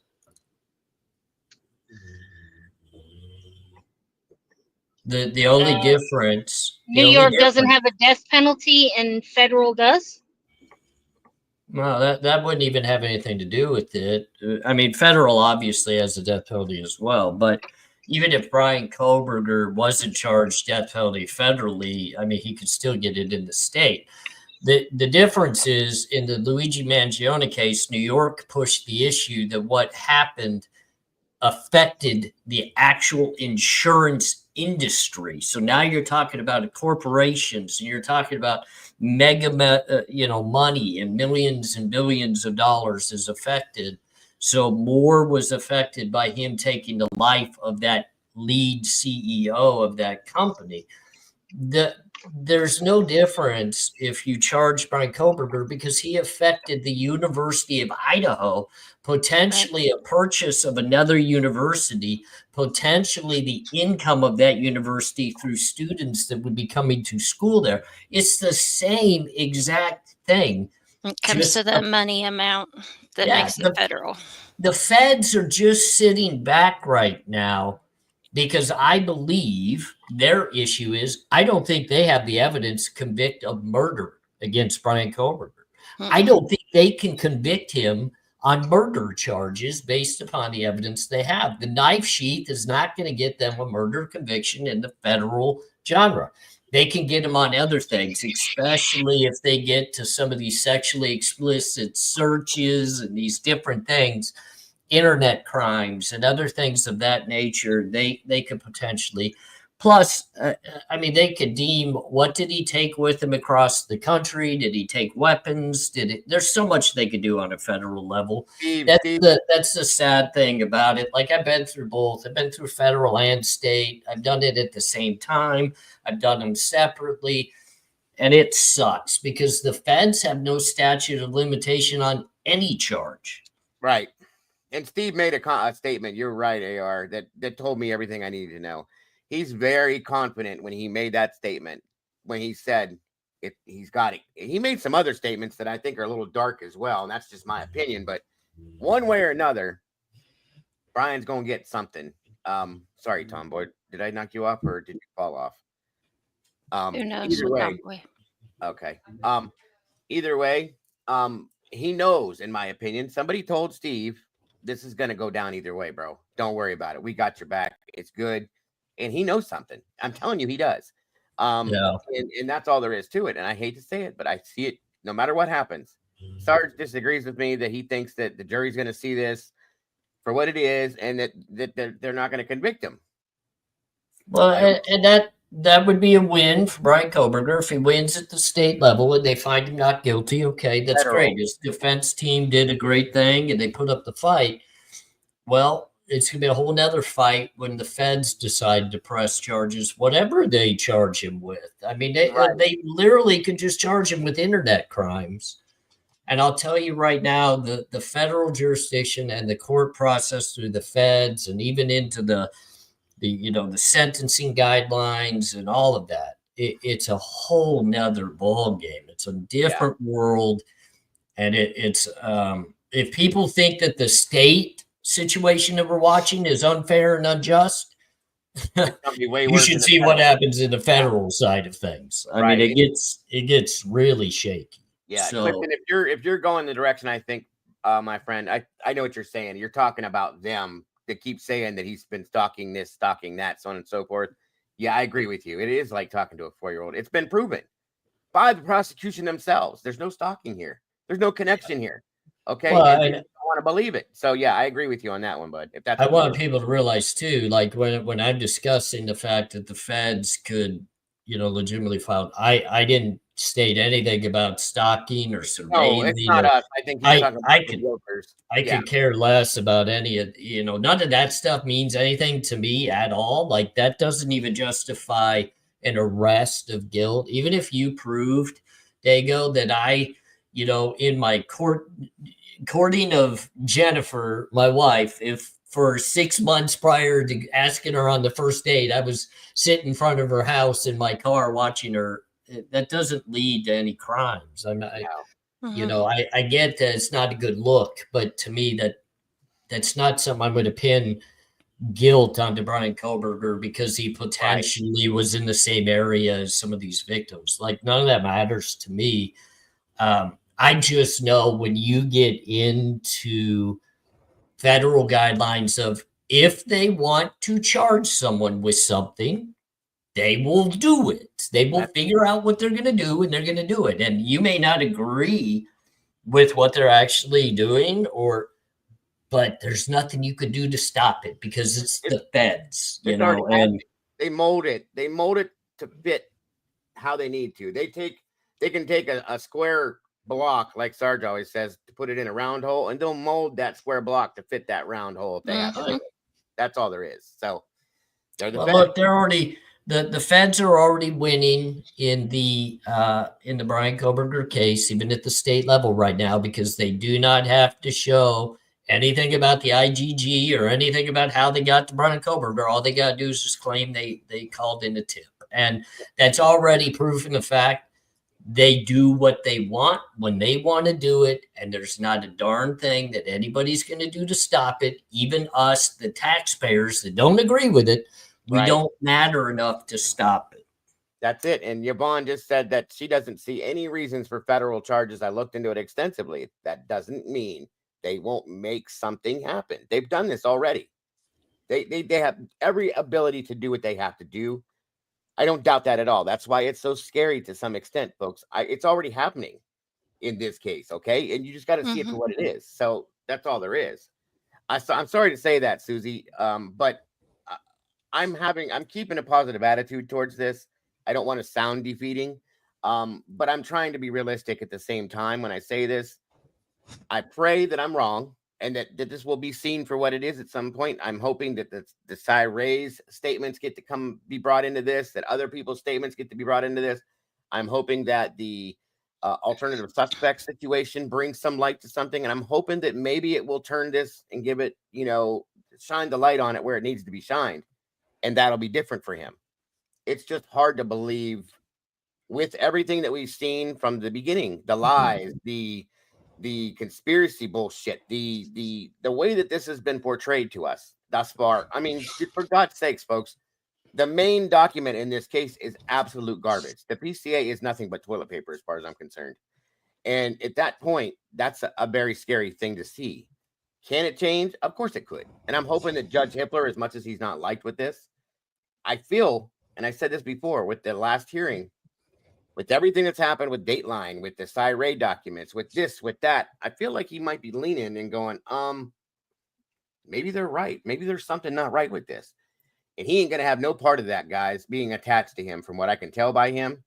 And if that's the case, the man's going to make it right. And I'm hoping that's how that's going to happen. Don't quote me, but I'm praying that that's what happens with this. That's all I'm saying. Let me real quick just kind of show you something of how petty and how easy it is for the feds to file a charge against you.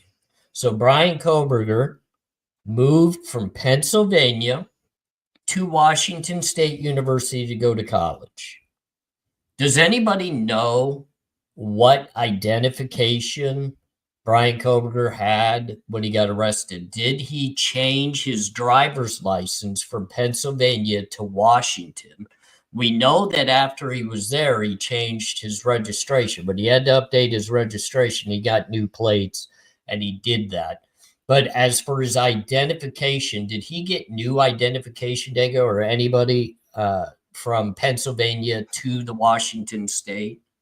I don't know. That's a good question. I know either. when he got his new registration and new plates or whatever, because he ended up with actual Washington plates. I would imagine maybe. It's a good question. I mean, why wouldn't you do it all at the same time? Well, here's the better question is the FBI can charge you because you legitimately have 30 days when you change your residence from one state to another to update all your information to your new residence. So the very thing that the minute that he signed that lease, he had to have a new Washington ID and car registration the minute he signed lease on his apartment. So here's the question. It doesn't matter if he did it after the fact. They can backtrack all the way back to the day that he signed that lease and he did not change his ID and they could have charged him. Gotcha. I mean, that's the crazy. I've been charged for that. I bet there's not many people that are sitting in this chat room right now that have actually been charged for not changing your ID from one state to the next. No. Now, people will say, yeah, but AR, you were a felon. You had to register. You had to do this. No, I didn't. I had to change my ID just like any citizen has to do when I relocated and got a new residence in a new state. I had to update all my information. I didn't do it. And I got charged for it. And it was a federal charge. Like you would think it would be a state charge. It was a federal charge because that's a crazy federal ID. Yeah. That's insane, bro. I mean, and there you go. That's a perfect example of how and what can happen. And that's sad. That's very scary. Everybody's saying that he did change it AR, that he had the Washington ID in July. So there you go. Good. Well, that knocks off one charge off the list that he could potentially have. Technically, he is a student. He does not have to change his ID for 90 days because they give you time to go to see if the college is a fit. If you're accepting financial assistance that's registered back to your parents' home, then that will work as a college student. You have to realize he was not undergraduate anymore. He was a graduate student in a PhD that was over the age of 25, no longer allowed to utilize his home's parents' address as his living address because he was over the age. And he signed a lease on an apartment. He was not living in student housing. That was his own lease on that apartment. So now he's taken himself out of that fact, and you have to change all of your information, including your registration, your insurance, your ID, and there's other stuff that you have to do as well to be able to maintain that financial whatever he was getting to attend his PhD. I only know this because my wife got fined because she had an out-of-state ID, but she got in-state tuition and she got financial aid for that. Mm-hmm. And in Washington State, I mean, it's probably different rules than where we were at, but it was actually a pretty hefty fine because she didn't change her ID. Wow, that's crazy. Welcome, Unc. Good to see you tonight, brother. Thank you for joining us. It's great to have you here. Everybody, welcome Unc in the house, as I call him, my favorite uncle. It's great to see you, sir. But no, that's interesting to know. And again, like I said, Brian was planning on staying, guys. He wasn't going nowhere. He left stuff in that apartment. He was coming back, which tells me something else. I think he thought that this was going to bypass him. I think he had some suspicions that they were looking at him. But I think, as he stated, I can't wait to be exonerated. I don't think he thought it was going to go this far, because I think that he imagined there was proof that he had no involvement in this. And here we are now. And that's kind of sad, because it looked like he was coming back. Okay. I just got to say, that's my opinion on that. Great to see a true seeker as well. He wasn't running. Alicia's right. He wasn't. He was going home to visit his family for the holidays and was going to come back to go back to school, go back to work, and live his life in Washington. And here we are now. So there again, folks, just one more little thing to add to your little noggin up there to remind you of some of the things that point away from the fact that Brian was responsible for this, because I don't think he was at all. All right, guys, let's pull. We're gonna have to remute everything. Mama Bear, Tomboy, anything else to add to that before we pull this back up again? No. No? Miss Tomboy? I guess not. Okay. All right. On we go. Again, being joined tonight by A.R. Hayes, of course, Mama Bear, and the Tomboy Charm here. I appreciate you joining us tonight, A.R. Always a pleasure to have you, brother. Awesome to be here. I'm going to mute myself so I don't echo. Yes, sir. Yes, sir. Collection and knowing what videos exist. So the way that worked was individual investigators who went out in the community and collected those videos, brought them back to the police department, and provided them to our digital forensics office. And then they were later booked in through that channel. So the digital forensics office would be the responsible entity to receive these pieces of video surveillance. Is that right? Yes, ma'am. I would say it was a dropping off point for those pieces. Yes. And who is that person? That was a joint effort between Detective Mowry and several people within the FBI. Which people within it? Okay. That statement there alone is only going to take a second.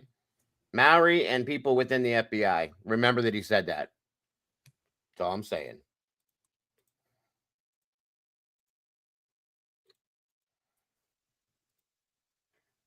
Yeah. I do not remember. Detective Payne, I'm asking because last week, Detective Mowry told us that he wasn't in charge of these videos. And I need to know where they are.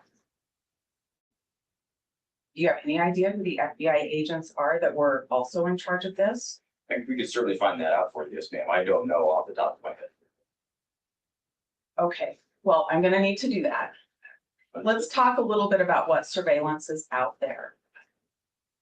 These were cameras from different businesses, is that right? Yes, ma'am, as well as some private residences. Let's focus on the businesses for just a minute.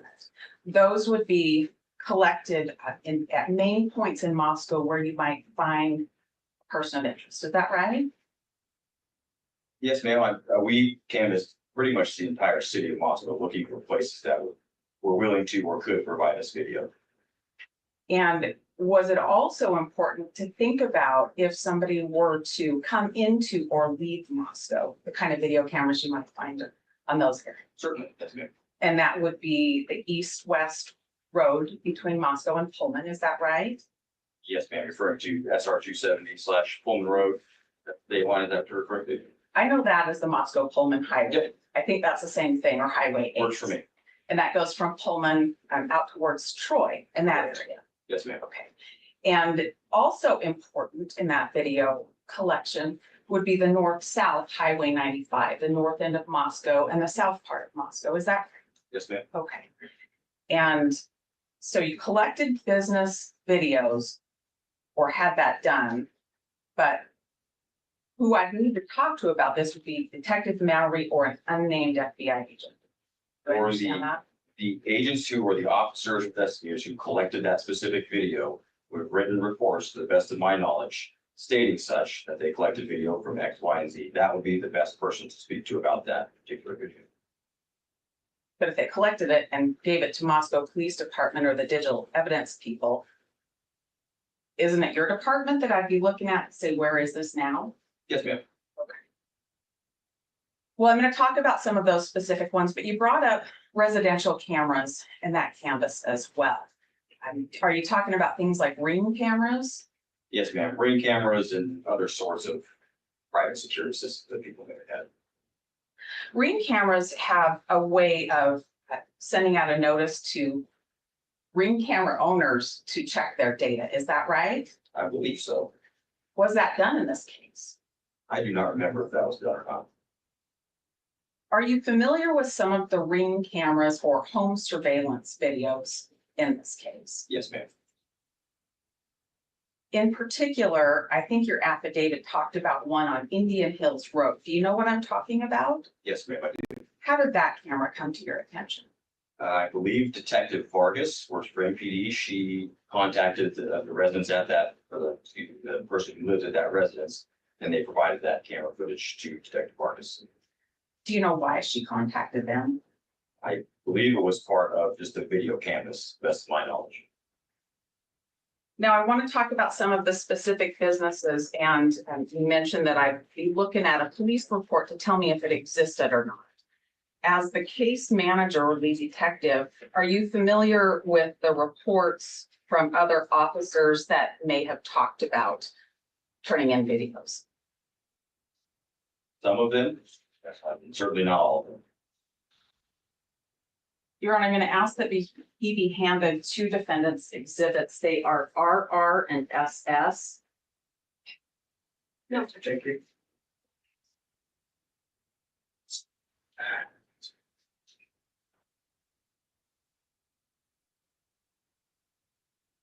One of the videos I want to talk about comes from the Red Star Coffee Company. Do you know where that business is located? Yes, ma'am. Where is it?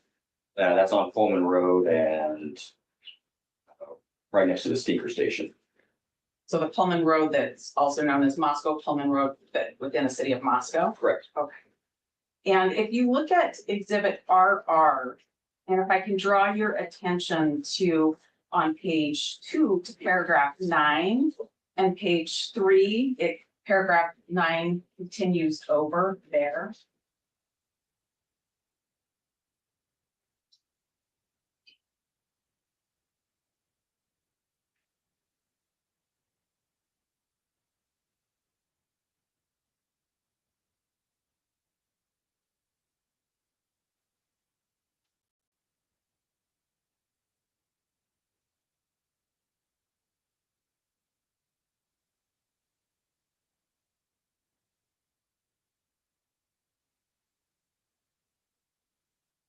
Based on your review of that, am I correct in believing that the Red Star surveillance video was collected and given to Moscow Police Department? It reads that way, yes, ma'am. Where is it? I do not know. Who do I ask where it is? That would be through the evidence custodian and MPD. That'd be my best direction for you.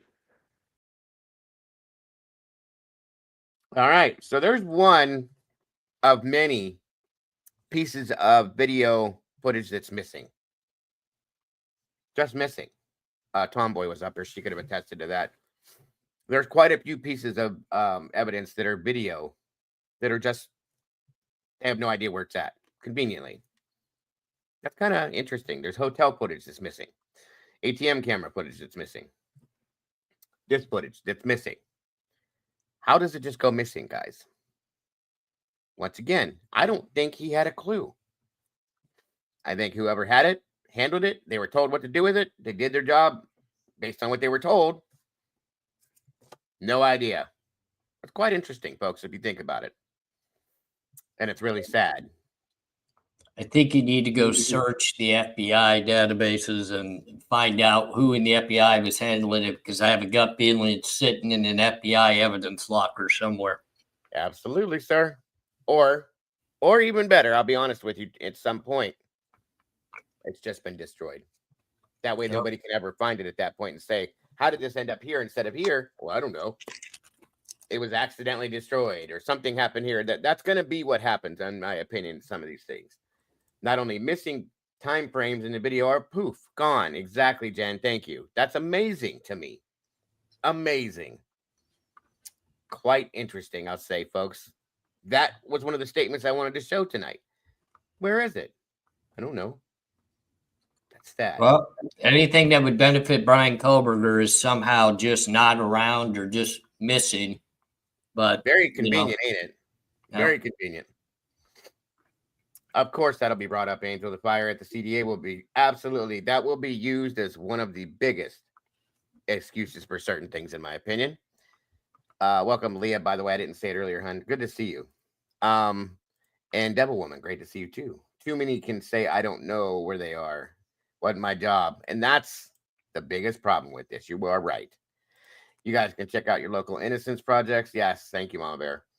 Or deathpenaltyinfo.org has a ton of info too. Guys, it's facts. Go check it out. Very interesting stuff too.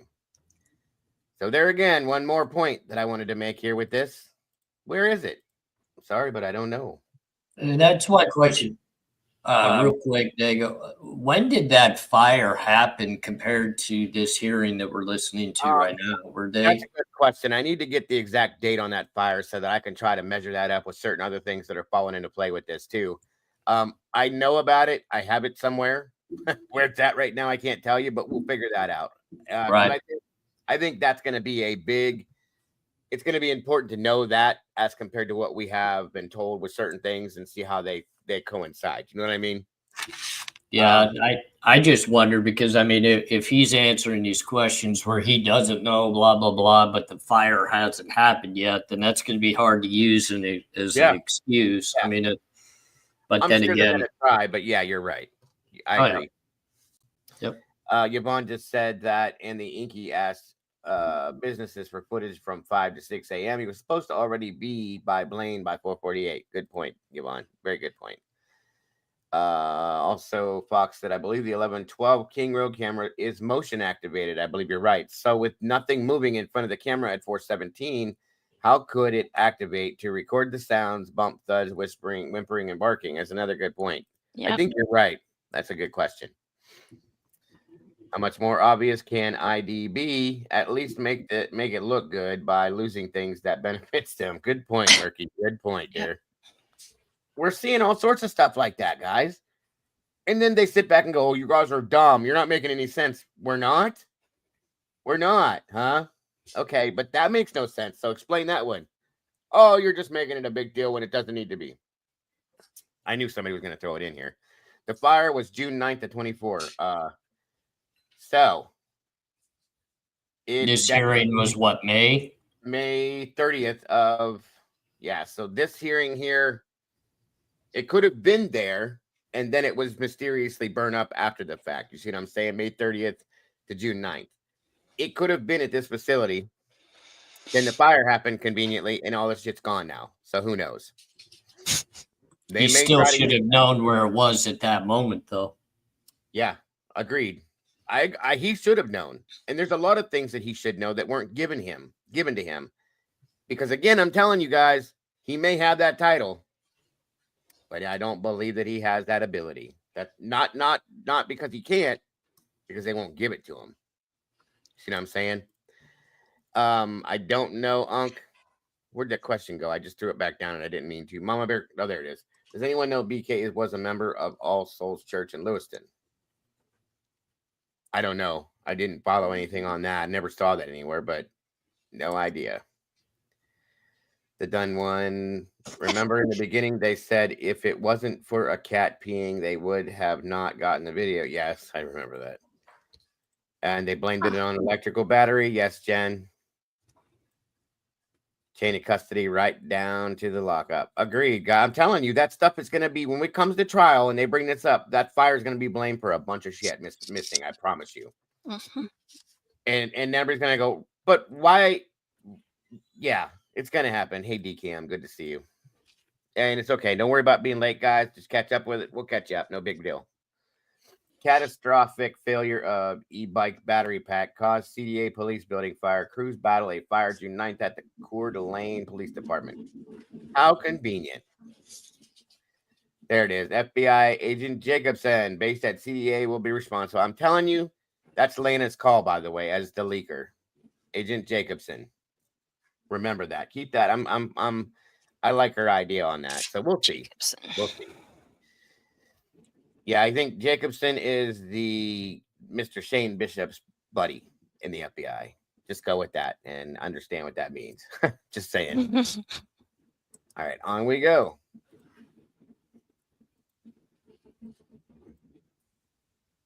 Mute up, everybody.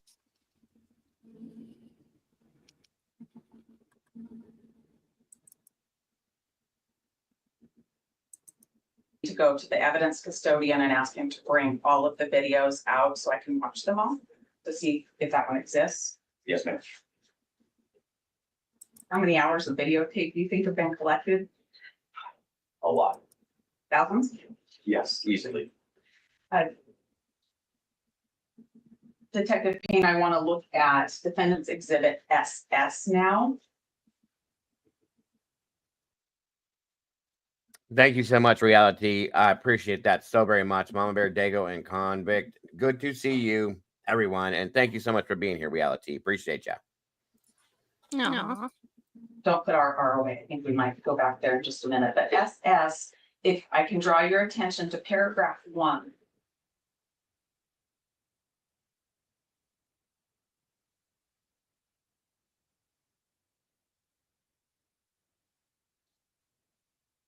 Okay. Would I be correct in believing that I should be able to have a videotape from a place called Monday's Machine? Yes, ma'am. Where's Monday's Machine? I don't know where Monday's Machine is, ma'am. Does not sound familiar to me. Can you see the address that's also listed in paragraph 1? Yes. If anybody has a notebook, I want you guys to write down Red Star, Monday's Machine, anything else you hear. When trial comes, see if we hear that those were destroyed in that fire. That's all I'm going to say. I'm going to leave it at that.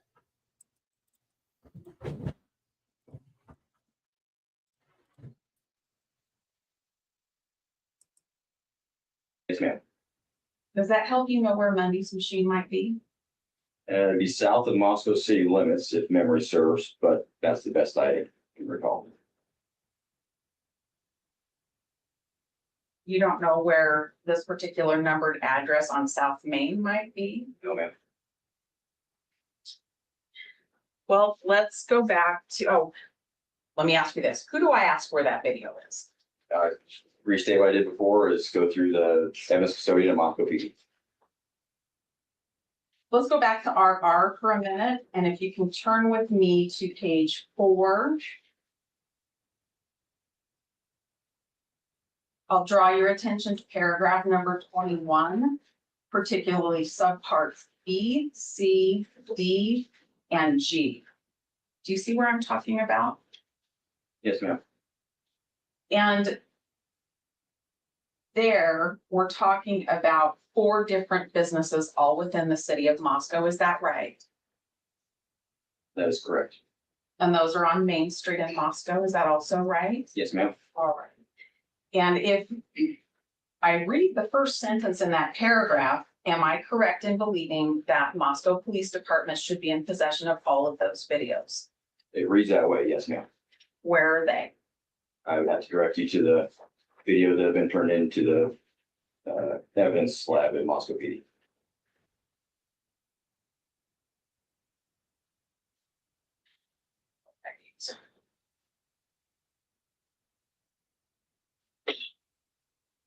I want to talk a little bit. I'm going to move from videos now, and I want to talk a little bit about affidavits and search warrants that you wrote. Can I ask a question? You're not asking to admit these exhibits? You know, Your Honor, I haven't. I just wanted to make sure. Yeah, I haven't. The court has those in a pre-filing to put the court and counsel on notice of things we talk about.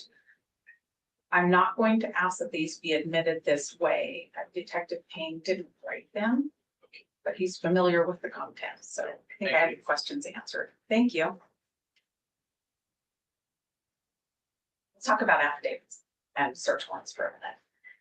Did you author affidavits in this case? Yes, ma'am. And did you use affidavits you authored in support of search warrants to obtain information that you wanted to take a look at? Yes, ma'am. And did you author the affidavit that was used for the arrest warrant for BRYAN KOHBERGER? Yes, ma'am. What did you rely on when you wrote these affidavits? Be more specific. Yes, let's focus on the affidavit for the AT&T records. There were 2 search warrants on December 23rd, 2022. Are you with me? Yes, ma'am. Okay, so let's talk about those search warrants and the affidavit. First, the affidavit. What did you rely on in the affidavit you wrote for the first AT&T search warrant on December 23rd, 2022? It was a conglomerate of interviews, data received from cell phones, my observations of some surveillance footage that was taking place, various other things. Go down the line. If you could be more specific on specific parts, I'd be happy to tell you what I'd like. Okay. There was a part of the affidavit where you talked about WSU officers identifying white Elantras. Yes, ma'am. And there was a part of the affidavit where you talked about 2011 to 2013 Elantras, and then it expanded to 2016 to include the year of 2016 Elantras. Yes, ma'am. What I want to know first is what you relied on to expand that search from 2013 to include 14, 15, and 16. That information was provided to FBI Special Agent Imel. He's a vehicle identification specialist.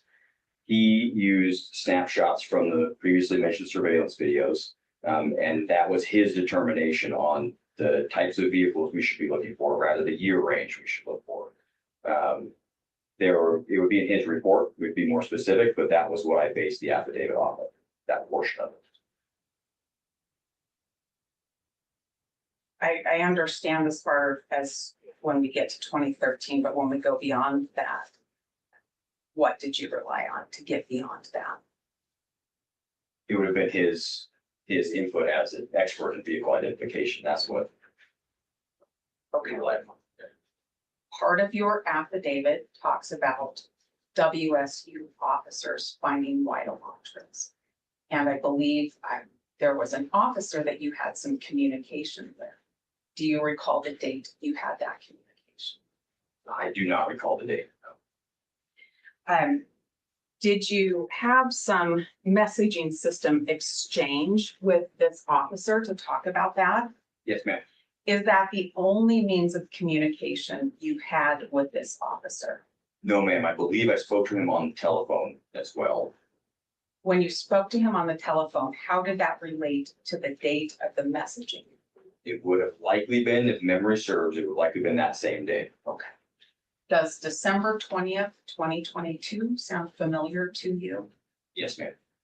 And so this conversation with this officer from Washington, it related backwards to when he noticed an Elantra, is that right? Yes, ma'am.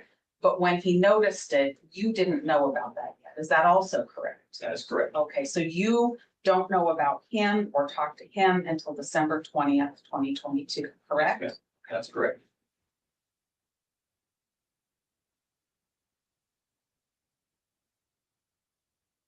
In your affidavits, did you rely on cell phone information and cell phone location information?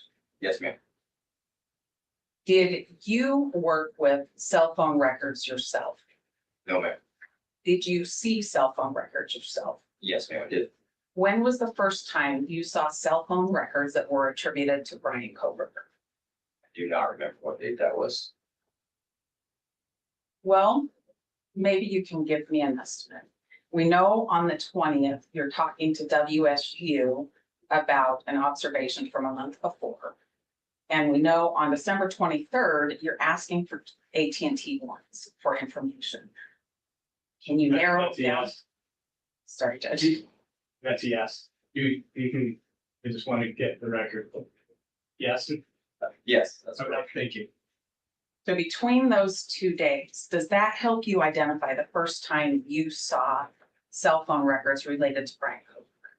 Memory serves, the first time I saw any cell phone records related to BRYAN KOHBERGER was after we received the return from the first search warrant. Just to be sure I'm tracking with you, when you say the return from the first search warrant, we're talking about the first AT&T warrant. Yes, Is that right? that's correct. And in that warrant, you were seeking 48 hours worth of records, is that right? Yes, ma'am. Okay. So if I call those the 48-hour records, we'll both be on the same page? Yep. All right. You wrote your second AT&T warrant for a much longer period of phone records that same day, December 23rd, correct? Yes, ma'am, that's correct. How far ahead of that warrant did you see the records? It would have been upon the receipt of the 48-hour records that came in from AT&T. Immediately after receiving those, I began writing that second section of the second AT&T warrant for the longer period. If that makes sense. It does. So you get these records and you take a look at them and you start writing your warrant. Is that right? The records were provided to FBI Special Agent Balance, who began deciphering them. I'm not an expert in cell phone records. That was the next thing I was going to ask you. So, no, ma'am, I'm not. So he was the one who was conveying that information to me so I could understand what it was. So do you get the records and then get them to him somehow? Yes, ma'am. The records do they go directly to Balance? I do not recall what the distribution was on the return itself. I do not recall that. Are you and Balance exchanging emails about these records? No, ma'am, not that I remember. How did you get them to them? We were co-located. At the time, Detective Balance was at the Moscow Police Department about 30 feet down the hallway. Are the two of you exchanging text messaging during this time? I do not remember if you texted during that time. I may have a record that would refresh your memory. I'm certainly not seeking to have these admitted, but I'd like to hand him some records to see if we can refresh his memory.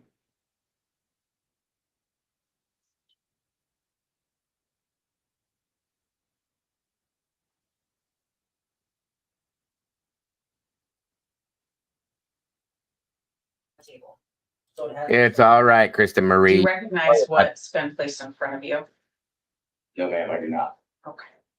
Does reading the content of some December 23rd messages refresh your recollection about participating in text messages with Nicholas Balance?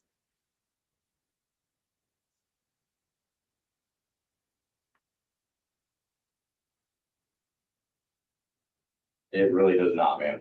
Will you look at, there's 3 separate stapled documents. Will you move that one and go to the next one? Now, once again, if you guys have noticed, I've been doing something with this. There's a reason why we're doing this today. I'm going to say this one time clearly and just throw it out real quick. And this is clearly my opinion because I don't know. I don't work for Moscow. I don't work for any of this. Okay. In my opinion, in my humble opinion, Brett Payne is not the lead detective on this case. Okay. And if he is, there's some lies coming out here. Okay. Clearly some lies, but he's not the lead detective on this case. They can say what they want to say. He can say what he wants to say. He's not the lead detective by any means, because every other case that we have followed and looked at, some of these questions are so ridiculous. And I told you guys before, Ann Taylor is not going to ask a question without knowing the answer first. She's not going to produce a piece of information without knowing what it's going to relate to first. Everything she does, she has already perceived in her mind how it's going to work out. That's just how she works. She knows what she's doing here, and she knows when she asks these questions what the answer is going to be and why. Okay, this is why I respect her so very much. And at this point, like I said, this man can say what he wants. Moscow can say what they want. He's not the lead detective on this case. There's no way in hell. On paper, he is. Legally, he is. No. And there's a reason for that. They are running this the way they want to run this, whether it's in front of him, behind him, around him, whatever. That's how this is working, folks. That's what they're doing. And I absolutely, very clearly in my mind, believe this man is not. Go ahead, AR. I'm sorry, Brad. On top of that, your lead detective that's going to control the entirety of the state case against whatever suspect that this investigation leads to. I mean, now we know it's Bryan KOHBERGER that they've charged. At that time, we don't know anything. But this man, as a lead investigator, would be in direct contact with the other agencies that are investigating or helping investigate, meaning he knew the FBI was just 30 feet down the hallway in-house with him. He knew the state investigators that would be working this case, but he can't recall whether they were discussing things via email or text messages. A lead investigator would know exactly what those text messages were about, not whether they get them. He would be able to specifically come back to you and say, yeah, we were in discussion about a white Hyundai Elantra. We were trying to figure out the years that we were looking for. We were text messaging literally 30 times a day to try to solve this case. Yep. At the end of this day, this guy doesn't know if he was text messaging or, come on, man. I mean, I've been in an interrogation room where the interrogator's phone is blowing up, and he could literally look at me and tell me, without even looking at his phone, who was messaging him, what they were messaging about, why they were doing this, why they were doing that. He didn't even have to look at his phone. And this guy claims he doesn't even know if they were talking or not. Then you're like you said, Dago, he's not a lead investigator. He was off getting coffee and bringing it back to the people that were investigating this case, which was the FBI. It was the FBI. There's nobody in the state that touched this case. They were just minions to the FBI who told them, hey, by the way, get your junk out of this spare office over here. We're going to make this our headquarters now. Now, when I tell you to run and file for this warrant, you take this document that we wrote down to the courthouse and you sign your name to it, and you get us this warrant. And if you don't come back until you got my copy and that warrant. Don't come back. You know? Amen, brother. You made the point I was trying to make today. And again, he said, remember that he had others do it for him because they're smarter than him. Payne's not dumb. Here's the point, folks. The FBI is running this case. The FBI has been running this case. This man is in place to look like what he's supposed to look like. In my opinion, absolutely no. Moscow PD is not in charge of this by any means, in my opinion. He's never had any kind of what I would call leadership within this, okay? And maybe I'm wrong, but I don't think that I am. I've seen this the whole time, guys, and I'm trying to pick apart, why is this way? Why is this that way? Why is this way? And at some point, something went ding. Hey, dum-dum. He's not the lead detective, folks. He's not the lead investigator. The FBI is. This man is their minion, as well as the rest of them. They're doing what they're told by the FBI, and there's a reason for that. Well, the FBI had to have an investigator at the state level. Otherwise, they could not get warrants on the state level through the local jurisdiction courthouse. Judge Marshall would not sign off on warrants based upon federal requests. The feds have their own jurisdictions. They have their own courts. That's why, obviously, we've seen for all the digging to get, the information out of the federal courts in regards to this case. Right. They had Brett Payne stirring that coffee, and they literally told him when to go down to the court and file what they wrote for him. And that's why everything's copied and pasted. Mm-hmm. That's why he has no recollection of anything. He most likely was not in any of those meetings ever. Thank you. Ever. And again, folks, that's why there's no real paper trail between the FBI and this guy, because therefore in turn it could be tracked. Okay, leave that Just keep these little things in mind as we're talking about this. And then he said, yeah, and he didn't know about BRYAN until 12/20. We have another thing we're going to look at too that's in regards to this. Okay. And well, in regards to that at some point. But I'm just saying, I think everybody's on point with what I was trying to prove here and what I was pointing out, which you guys probably already knew. I'm no any smarter than anybody else, obviously. I wanted to make a point with this, and I think I have. So anyway, good point. And thank you for pointing that out, AR. Truly, that's exactly what this is, guys. And that's what it's been. And it's going to continue that way. But there's more. There's more as we go on. But yeah, I think we've hit the gong at this point with that whole point right there. So, well, you know, the Idaho court system, they can throw a case out of, let's just say Ada County now. They can throw the case out at the state level based upon what Payne and other state level investigators have done that were negatively affecting this case. If they did something outside the spectrum of what they were allowed to do, and I think we've kind of noticed that we all feel like they have, but it can get dismissed or thrown out based upon what a state investigation has done. The state's not going to come in and throw this case out of Ada County Courthouse because the FBI did something wrong. And as long as there's no connection between Payne and that FBI investigation, he could sit there and play stupid and say, no, I didn't have any knowledge of that. No, I wasn't involved in that. I came in after that fact. I was just there as we started, once they furnished the name of BRYAN KOHBERGER to me, we began the investigation and started seeking the warrants. Well, all the mishaps were already happening on the FBI level. All the tampering, with the IGG, trying to get the results and all that stuff was on the FBI level. So unfortunately, Hippler can't come in and say, well, I'm going to dismiss this case based upon this, this, and this, because it's clear. Brett Payne is sitting here right now before all of us saying, we had no involvement in any of this mess. I can't tell you what happened. I wasn't even in the room. Like, he needs to literally just step up to the plate and tell Ann Taylor, look, the only thing I remember about the investigation of this case is the type of copy the different FBI agents wanted. Like, I could tell you the difference in the copies of the investigators and what they ordered, but I couldn't tell you where the videos or where any of this documentation is because I wasn't involved. Right. But that'll never come out because he's going to get eaten up at trial, and Ann Taylor's going to specifically say it. Let's make a little bit of a prediction here, and it's not a bold one. It's just a little one.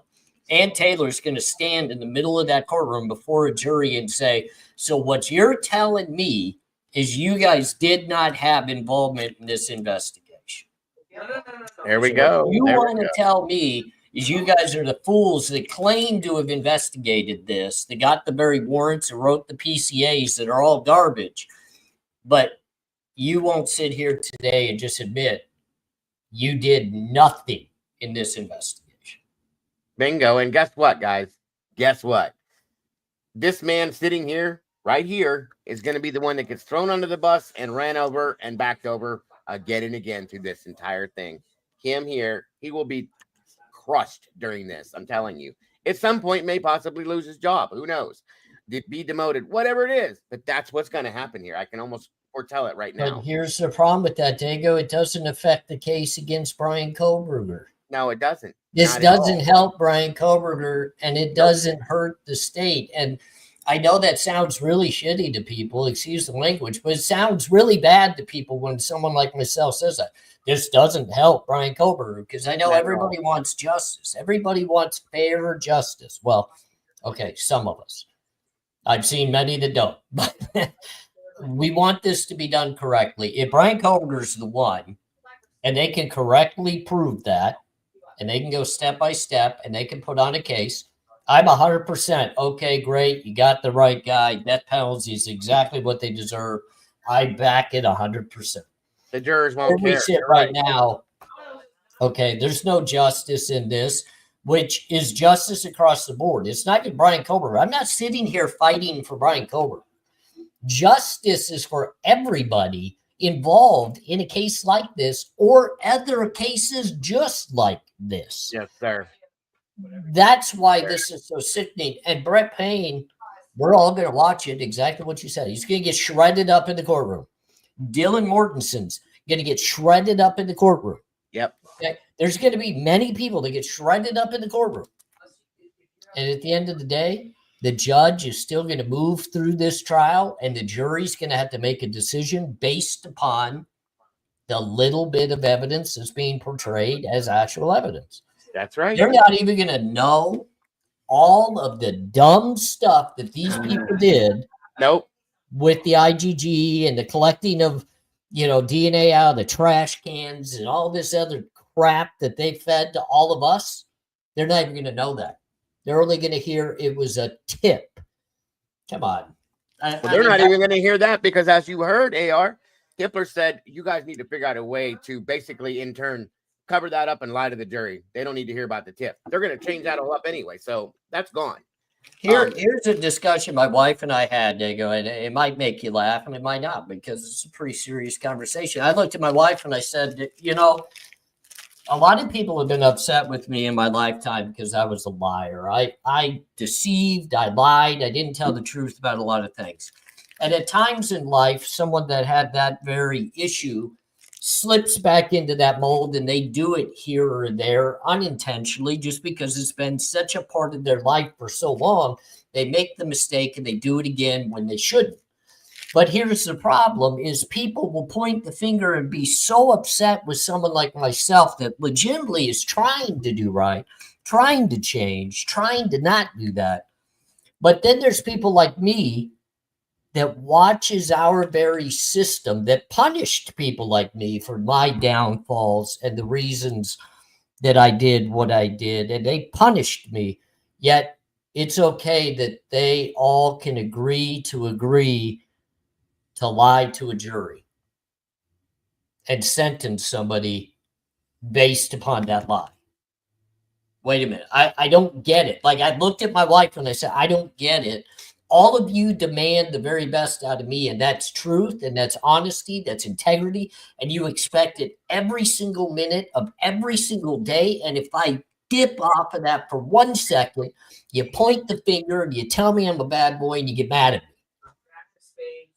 But at the end of the day, I have to sit here and read documents by the very judicial system that held me accountable for my BS lying.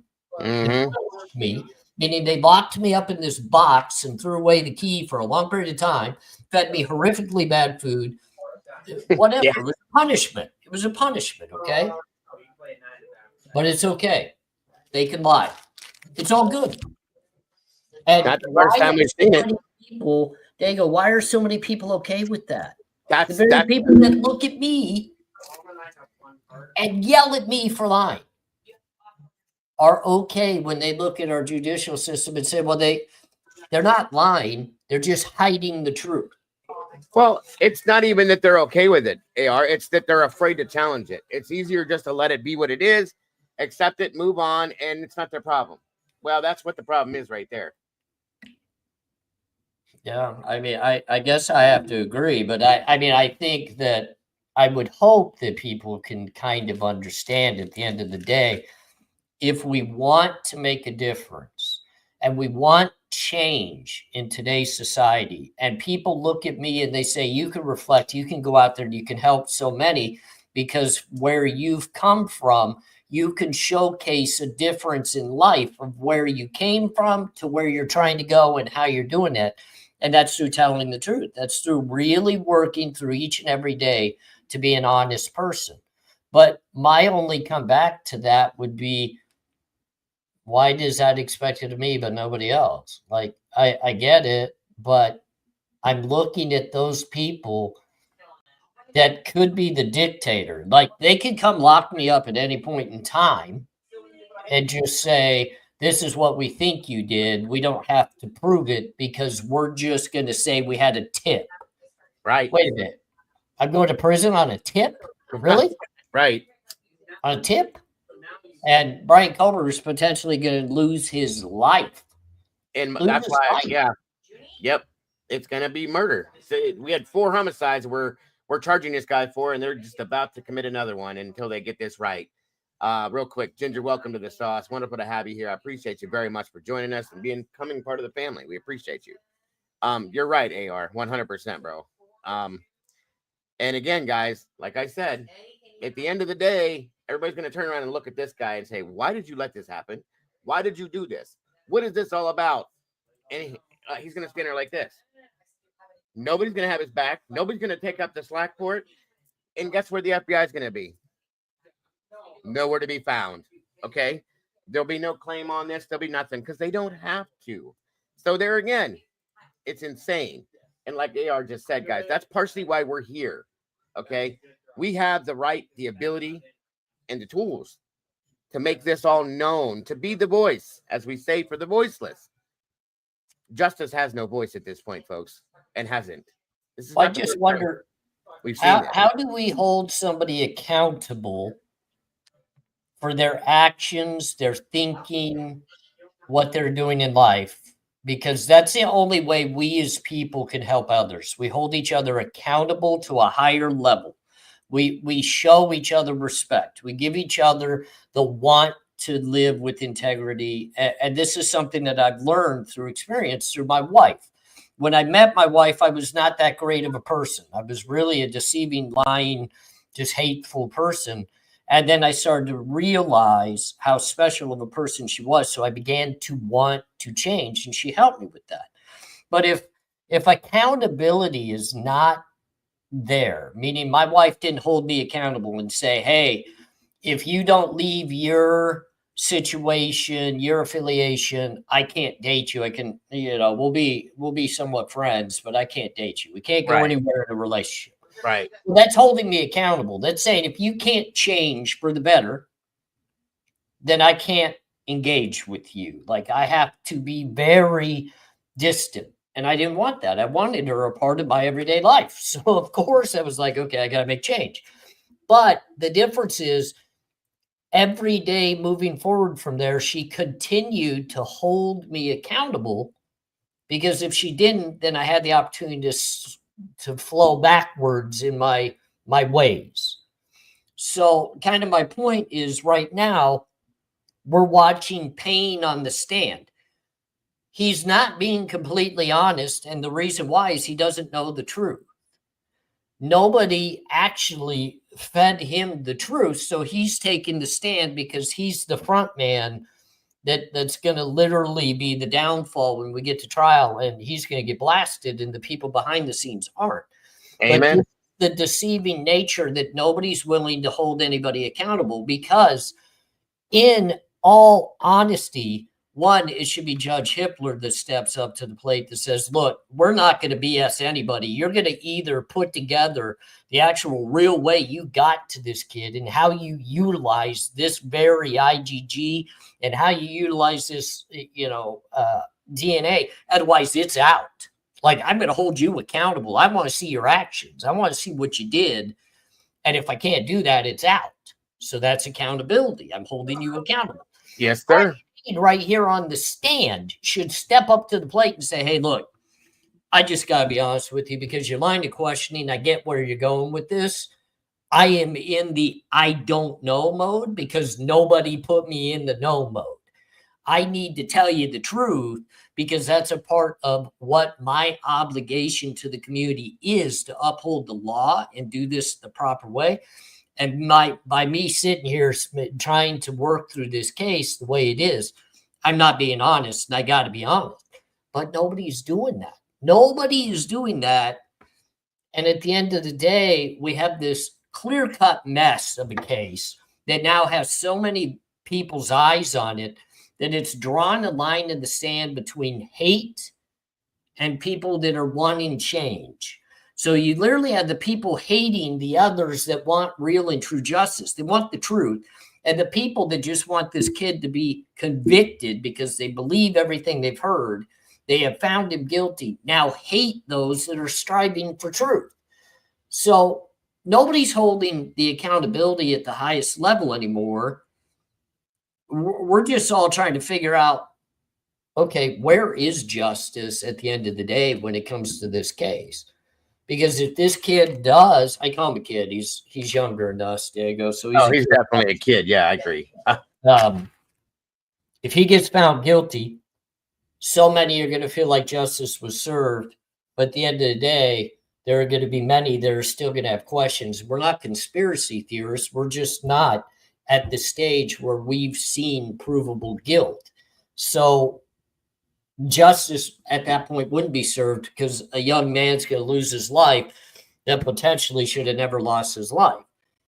On the opposite spectrum of that, if he gets found not guilty, some of us would say, well, the system worked, the jury found him not guilty. But then at the end of the day, we got to look at it and say, but the investigation was so shoddy and piss poor that legitimately they just let this kid that potentially could have done this horrific crime off the hook.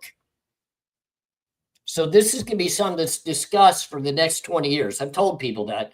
We don't have to overwhelmingly discuss it right here, right now. Like I know a lot of content creators are right here on this case full time, and that's what it is. And great, I got a lot of respect for you for being able to do that. I don't have that capability at this point. I like discussing it, but I can't do it full time. But at the end of the day, You're absolutely right. I get it. Yes. 20 years from now, it's just like the Chris Watts case on whether Nicole was involved in that case or not involved. It's going to be a conversation for years upon years upon years. There's going to be lawsuits that come out at the end of this day. I mean, I can't say that I've been ultimately careful in what I say in my content, but I have become more careful. And there's a reason behind that. I don't want a lawsuit. And I know people are lawsuit happy nowadays. And I see the downfall of people, and I just don't want that. I'm not going to put anybody's address or phone numbers up in my video. I mean, I'm not putting your license plate up. I try to be careful, but I just know 20 years from now, I'm still going to question this case either way. And if I'm going to be doing it, many others should be doing it too. I've been on both sides of the fence, Diego. I've been a deceiver that got away with crimes, and I've been a deceiver that went through the system and got convicted of my crimes. So I get kind of the downfall of the justice system where sometimes it works and sometimes it doesn't. I get that. But from the very beginning, this investigation was built upon lies. We watched them every time someone took the podium to discuss this case to the national media. It was all lies. It hit home with all of us that have been around liars or been a liar. It hit home very quick. These are lies. Like, you weren't going to throw it past me. I knew a lie the minute I saw the lie. And they continue. They're continuing today. And I find it hard because, I reached out to the Innocent Project to discuss this very case a while ago. I think I even did some content. I think I even spoke with you about that. I reached out to them. I wanted info. I wanted info. I wanted to hear what they thought, what they could do, and they said, we're not even at a stage to even think about this case. Like, we're not even there. Right. And I very clearly asked them a very simple question when I got off. And I said, so nobody cares that there's lies being told? Nobody cares? Like, at this very point, nobody cares? And they said, lies are just that. They're lies at this point until they do the damage. And at that point, then we can step in. I left that conversation thinking, you don't think the lies are doing damage? Absolutely. We're not the kid locked up right now in jail. Like, that's not damage. Facing a death penalty. He's going to lose his life over this if it's not proven. Right. Right. I sat in cells. I didn't lose my life. You know what I mean? I was at risk. You kind of did lose your life a little bit. You lost living your life outside. Yeah. In a way. But I made that choice, and I understood that, Diego. Like, I understood my punishments. I can act all day. And that was one thing I had to overcome. I could act all day of how badly the justice system, this or that towards me. Okay, look, I committed crimes. I lied. I cheated. I stole. I did all kinds of stuff. I went and I did my time. Was it easy time? Not at all. Not whatsoever. It's not supposed to be. It's not supposed to be easy time. Right. But, Thank you, Fox. you know, I still had the capability to make decisions on whether I was going to act right and go home, whether I was going to continue to be stupid and stay in, whether I want to go pick a fight with the guy that could take my life and put myself. Bryan Kohberger right now does not have the capability to make decisions. Right now, his life is in the hands of other people, including a system that's okay with deceit and lying. Yeah, you're That's right. a scary thought. Put that together in your minds, people. Really think about that. People's lives are in the hands of liars, cheats, and just deceivers. You don't have to worry about your house being broken into nowadays, ladies and gentlemen. You need to worry about your son or your daughter or your loved ones' lives being put on death row because there are liars and cheaters and thieves out there that will press that issue. And it's so scary because it's so easy to do. It truly is. Bonnie Bailey, my dear, thank you so much. I'm so afraid that we won't find out the truth. Something will happen to take us elsewhere. And that's possibly true, Bonnie. I've thought about that before. Thank you so much for the super chat. You know you didn't have to do that. God bless. And I appreciate you so much, dear. You know we love you here. But you're right. I have a bad feeling that you are right, Bonnie. And that's very sad. It's very sad. And everything that AR just said is absolute truth, in my opinion, folks. It's sad. It's very sad.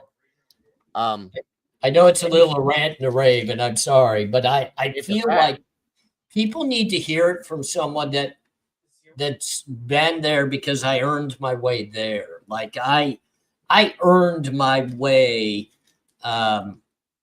into lockup. So, you know, a lot of people want the accountability, and that's something I do have to take seriously, is I do hold myself accountable. I had opportunity, Dago, early in life. You know, I got probation. I got the opportunity to overcome the situation before I got to the extreme of where I got. But I never took advantage of those opportunities. I just kept taking advantage of other people, which just built more opportunity for me to end up where I ended up. But at the end of the day, you know, I try to stress this to people because I've sat in the courtroom and I've seen the lies. Like I've watched my own lawyer lie. And I'm thinking, why did you just say that? That has nothing to do with my case whatsoever. And you just said that. What are you trying to do? Like, but of course I would go with it because I thought lying could get me off. So let's do it. You know, yeah, no, agreed. It's very scary. Yes, Gianna, God bless, hon. I did receive your Cash App. Thank you so much for that. You have no idea how much that means to me. I appreciate that so very much. Again, anybody, we don't expect you guys to make donations here, but we absolutely appreciate it.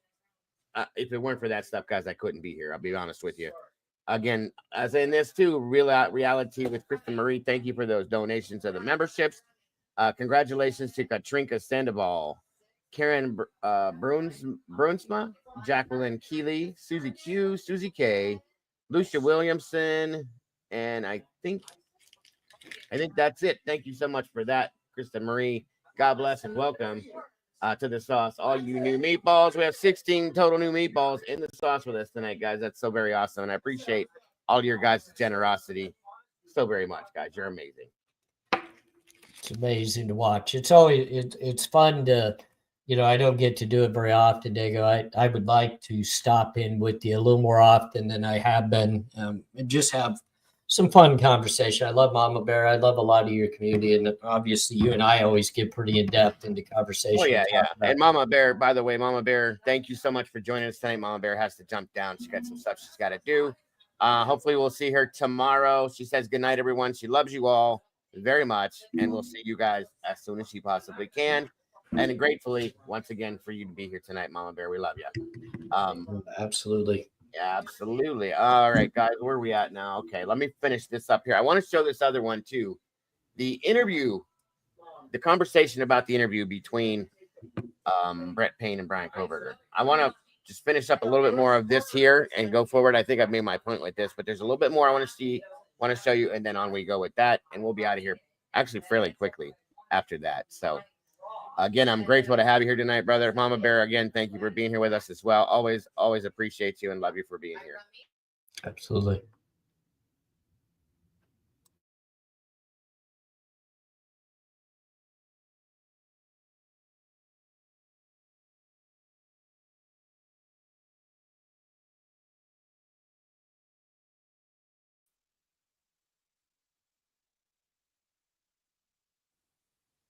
Still on December 23rd? Yeah.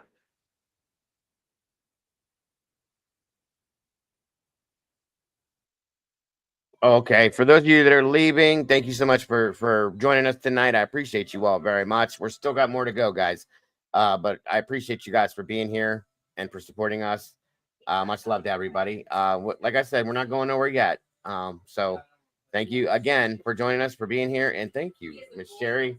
A copy on me. I just love you guys, and we love you too, Miss Sherry. Thank you so much again.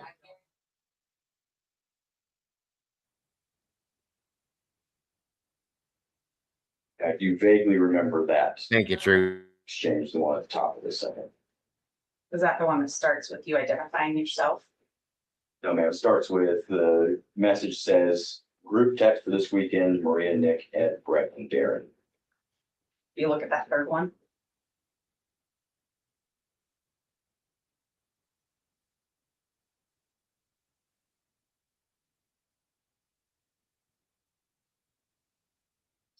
Seems vaguely familiar. Okay.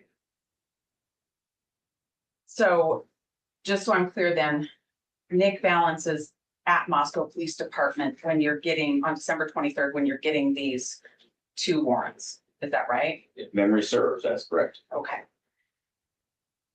Well, you told me that you're not the guy who understands how to interpret these records.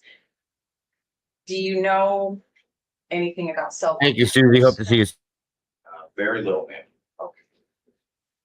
So when you wrote this second AT&T warrant, you have possession of Brian KOHBERGER's call detail records or AT&T records, but you don't know what they mean, so you're relying on somebody else. Yes, ma'am. Who all did you rely on? Mainly it was Special Agent Balance. He was my main point of contact for understanding what was going on. Okay. In fact, in your affidavit for the second AT&T report, there's a couple of maps in there. Is that right? Yes, ma'am. And one of them has some video camera information. That's the first map. Where did that come from? I do not recall. If you have a copy of it, I can refresh my memory and tell you. I bet I do.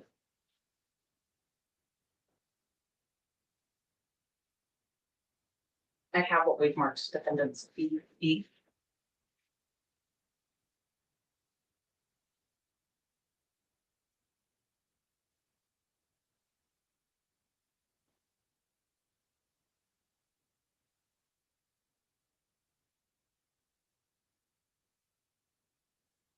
Are you referring to there's 2 maps, the WSU focused map you're referring to? It's completely washed out on this copy. I can't even see what it is. It's hard to see, isn't it? What I want to know is what you relied on to get that first one that talks about WSU and the cameras of WSU. Where'd you get that? Yes, ma'am. So Special Agent Rob Hilley with the FBI was also co-located with us. He was tasked with analyzing that video from WSU and the surrounding area. So it was a conversation between he and I, pointing out areas of locations where the car was likely seen on surveillance footage. And that's what I relied upon to create that map. So you created that map how? Through PowerPoint, I believe, ma'am. Memory serves. You saved your work on that? Yes, ma'am. Let's go to the next map. That one would appear to be a trail or a path from south of Moscow back towards Lewiston or back towards Payne. Is that right? Yes, ma'am. Where did you get that map? Same thing. It was just created using open source satellite imagery, and I think it was PowerPoint. Did you create that? Yes, ma'am. Where did you get the information to draw that trail? So that was used from the cell phone records referred to me by Special Agent Balance on his interpretation of possible places where someone could have driven between the location that starts there and then back to Pullman. So you did this on some open source mapping, not anything from Nick Balance creating a visual for you? No, ma'am. I did view a draft report from Special Agent Balance to help me conceptualize this, but it did not look like this map. Where's that draft report? Is best of my knowledge, it's already been provided to the prosecutor's office through the FBI channels. Is this the lengthy past draft report or is it a different draft report? Well, it would have to be the draft cash report. That's the only cash report I'm aware of from Special Agent Balance.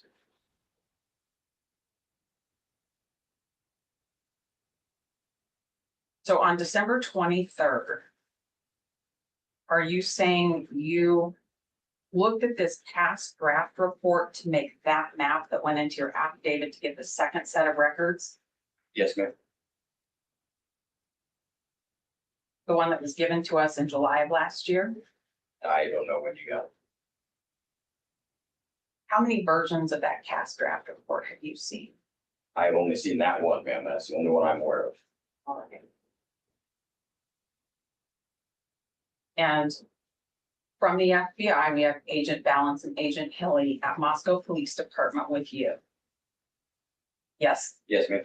and all of this work is done with verbal communication, is that right? The majority of it, yes, ma'am. And Nick Balance's cast draft report. Correct. And I think Special Agent Imel's vehicle identification. Yes, ma'am. Okay. Let's talk about what you were seeking to get in this. Well, let me ask this before I leave the second search warrant. Is there anything else you relied on to obtain that second search warrant to compose your affidavit? Like I said earlier, we relied on cell phone records from surviving roommates as well as the victims. We relied on interviews with the two surviving roommates that were present at the time. We relied on the surveillance footage, cell phone data. I'd have to go paragraph by paragraph, but that's what jumps to mind. Of those things, are you relying on other people's work to put that all together? Yes, ma'am. Okay. Now I'm ready to talk about the things that same day as the first one. And was there anything else from AT&T that you saw or relied on to get the second one off the ground? No, ma'am. And in the first AT&T search warrant, are you aware that part of the request was for timing advance reports? Yes, ma'am. And in fact, that also appears in your second search warrant request, right? Yes, ma'am. All right. And not only do you ask for the timing advance reports from AT&T, you ask for them from several other companies, correct? Verizon's version of it, T-Mobile's version of this kind of timing advance report, is that right? Yes, ma'am. All right. When was the first time you saw AT&T's timing advance report? I do not recall when I first saw them. Where is it? To the best of my knowledge, all that information from those returns has been provided to the prosecutor's office. If I tell you I don't have a timing advance report or any from the other phone companies, where do I look for them? I would direct you back to the prosecutor's office. Everything that Moscow PD received, in that realm, we have turned over to my knowledge. But you know you've seen this report, is that right? I do not recall if I've seen the timing advance reports. I'd have to see what it even looked like to know if I'd seen it. Do you know what it is? Not particularly. I'm no expert. Okay.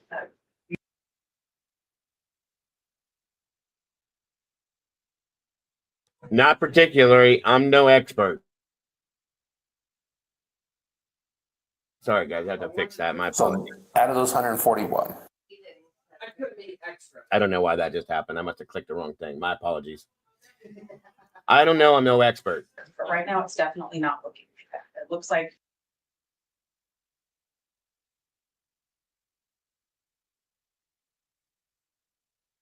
Oh, anyway, sorry. I don't know. I'm no expert, but I'm the lead detective. I'm sorry. they're gonna have their side and we're gonna be talking about what the data shows. So what I want is the final report that we were told would be available by March 31st. I need time to work on it. Sure. What I want is a full list of what was. What the hell just happened? Hold on a minute, you guys. That was not cool. Hold on a minute here. 1 minute. We're about done with this anyway.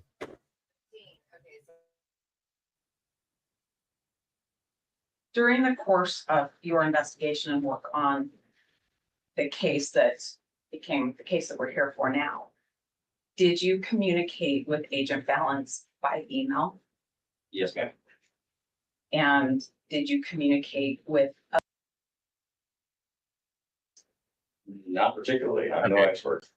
okay, you wrote the search warrant though, right? Yes, ma'am. Well, how did you get the language for that if you don't know what this is? So there's no secret that I rely heavily on people who are very highly educated in these topic areas to write this search warrant. So that language was likely conveyed to me through people who know much more than myself about cell phone data. Who are those people? Like I said, FBI Agent Balance and Detective Mowry were probably my two main points of contact for helping me with that language.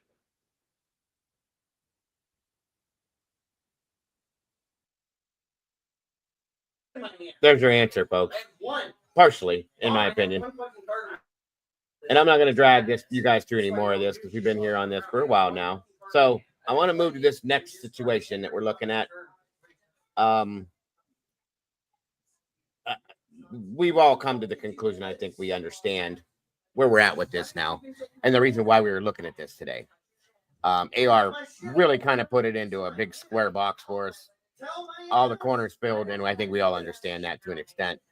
Bianca's in the house, guys. Thank you for being here, Bianca. She's the one, again, that I was playing that music for earlier.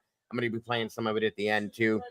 You guys, please go check out, if we drop her link again, her music that she has put out, just like our Molly here has done. They're doing some amazing things with this music, guys. So there's the link for her channel. Please go check her out. We appreciate her so very much.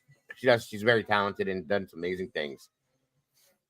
So again, I'm going to pull this one down and move on to this next one I wanted to share with you guys so we can get through that and get you guys out of here. I'm sure you're tired of hearing my voice. And again, I'm grateful that AR chose to join us tonight. Can't talk. Yeah, it was just out of the blue. I just happened to be kind of dinking around. Wife left for work, and I said, oh, look at that. Dago's going live. And then you were talking about, I saw the link, and I was like, oh, maybe I'll join him. Why not? Right? Cards all fell into place in the right place. Perfect. Might as well fall into it. Let's do it.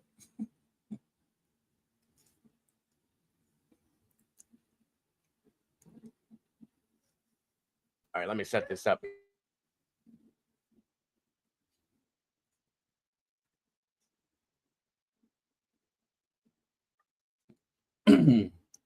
If I may, while you're doing that, just let everybody know, I'll actually be making a appearance. I know it's been quite a while. I'm going to be doing a live on my channel this coming Monday, 8 p.m. Eastern time. Unfiltered Lucky and I will be diving into the Idaho case. We're going to be discussing a lot of the new stuff revolving around the date line, and we'll probably even visit some of this stuff that Dago's bringing to the attention today because it's kind of got my mind swirling. So just for everybody out there, I know I've been off the platform. I've been kind of in the deep end of the water and nobody's seen me, but I will be making it back on live Monday night. So if you would like to stop by and say hi to Lucky and throw me the middle finger, come on by, and love to see you. I will definitely be there, sir. And I would love to see everybody else there to support as well. I think it would be awesome to be there to see that. So, yes. And please know, AR, I'm always available. If you ever need me or want me to join you for anything, I'm always open for you, sir.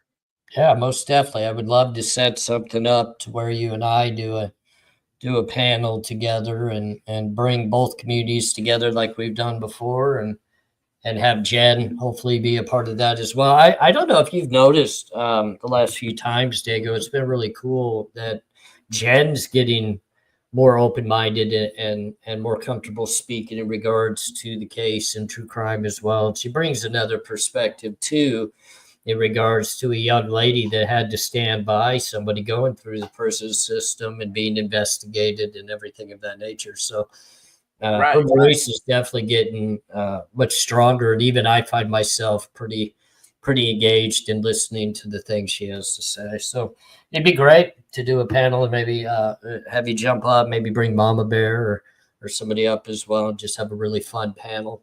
Oh yeah, she would love to be there. Of course, you know, like I said, I'm always available to you, sir, for anything you would need or just want to do. I'm 100% behind it. So Absolutely appreciate it. yes, sir. Sorry guys, I'm trying to find this thing I had set up and it seems to have disappeared. So give me just a minute.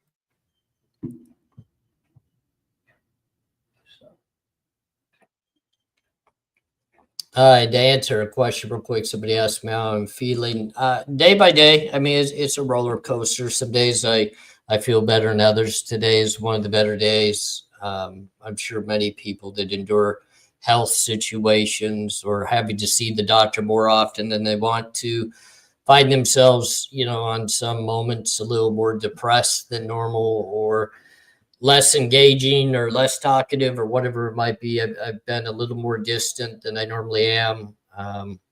You know, Jen's been able to take a couple of company trips that I was planning on going with her on, one being to Sedona and one to San Diego. And this should kind of tell everybody how I feel. I didn't go on either trip, and I stayed home by myself and just enjoyed some home time on my own. So, it's not that I'm trying to avoid the platform or avoid the people on it, because I love and I love everybody that I get to engage with. It's just really kind of at a personal level right now that I'm just kind of staying to myself. I'm battling. I'm fighting through some things, and you know, just everybody understand that the road is still positive and we're still kicking. So we're doing okay.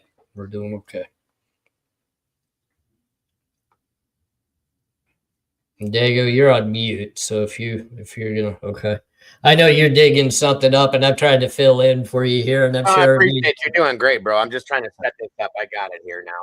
I'm trying to do all I can to not be negative. Like, I don't want to bring negative medical talk and stuff of that nature. But like I shared with you earlier, you know, I was pretty excited about the last surgery on my left eye because my left eye is my better eye. And, you know, they were really focused on saving the left eye's vision so that I still have good enough vision to live day in and day out. And then to be informed that the surgery actually failed and more damage was done, that entails now a whole additional surgery on the good eye, which is a cornea transplant or some of that nature, which I was not expecting to have to do.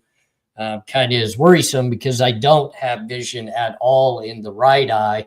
I have a retinal detachment that I was supposed to be in getting surgery this week on, but my surgeon told me that she was unable to do it, that it got above her capabilities. So now I'm meeting with a new surgeon from Los Angeles on June 18th. That's one of the best of what they do. And I'm excited because I want to legitimately get the surgery done and I want to get moving forward. But it is a little bit depressing when you're told that the vision in one of your eyes will never come back, that it is what it is. But hopefully we can get the left eye stable and get that right. Then the depression goes away, Diego, and I got all my vision to where I can still look at the beautiful wife and know how lucky I am, and you know, be able to take trips and enjoy the scenery. I have had nothing but absolute positivity that it's gonna work out well for you in that aspect, and I will be, as always, keeping you in my thoughts and prayers, bro, no matter what. Hopefully ensuring that it does come out for the good. And either way, you're a strong, independent person and you'll work through it. I know you will. I'm very positive with that. So, well, I appreciate it. And you got your back over here, you know that. Just to kind of let it be known too, as many know, I've been dealing with cancer, and I've also been dealing with the dialysis and the issues of that nature as well. And I don't want people to think like I'm just talking like all that's resolved but I'm doing very actually well in those areas. So that is the good news. Obviously you just don't get up and over diabetes and you don't get over dialysis, and the fight with cancer is real and it's difficult, and the targeted, a lot of people are like, well, he's not doing chemo, he's not doing this. Well, there is targeted medications and treatments that you could take that avoid the chemo And with the diabetes and the dialysis, that was the route that they decided to take. And the good news is it's going well. It's not gone. I'm not over it, but it's going well. So I'm very content in where those treatments are going. I'm also in line now to do, and I'm sure you know of Idaho, having some of your medical background and things, the permanent pump. We're looking at getting the permanent pump put in here soon, which is great. That's exciting because that monitors your sugar level every minute of every day. So that'll be a big step up for me there. That's good stuff. That is good. My wife is actually a dialysis technician and a phlebotomist. That's what she does for a living. So yeah.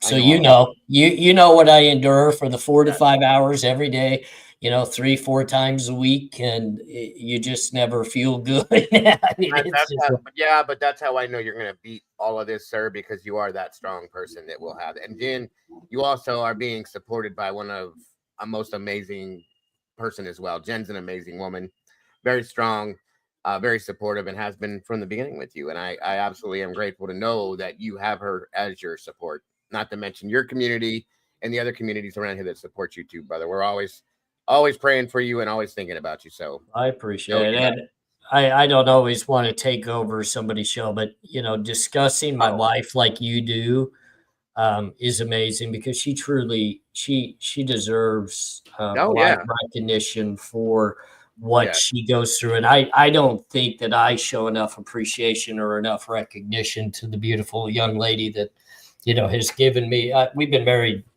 17 years now. Right. And, I don't know where I would be in life without her. And I should be more responsible and giving her all the praises in the world. So I definitely appreciate it when someone like yourself, Dago, and others bring to light how special she is, because she truly is. She truly is. I think she knows, bro. And I know, we all know that you appreciate her and that where you'd be. I'm the same. I'm 23 years into a relationship with someone that if I wasn't with right now, I wouldn't be here. I'll tell you that right now. There's no two ways about it. So we know. I wouldn't want to be here. Agreed. It makes perfect sense. So yeah, Jen deserves absolute praise. Whether she wants it or not, because she doesn't come off as the person that would like to have that to be brought to she doesn't at all. But she hates it. Yeah, and I'm sure your wife does too. Agreed. Same way.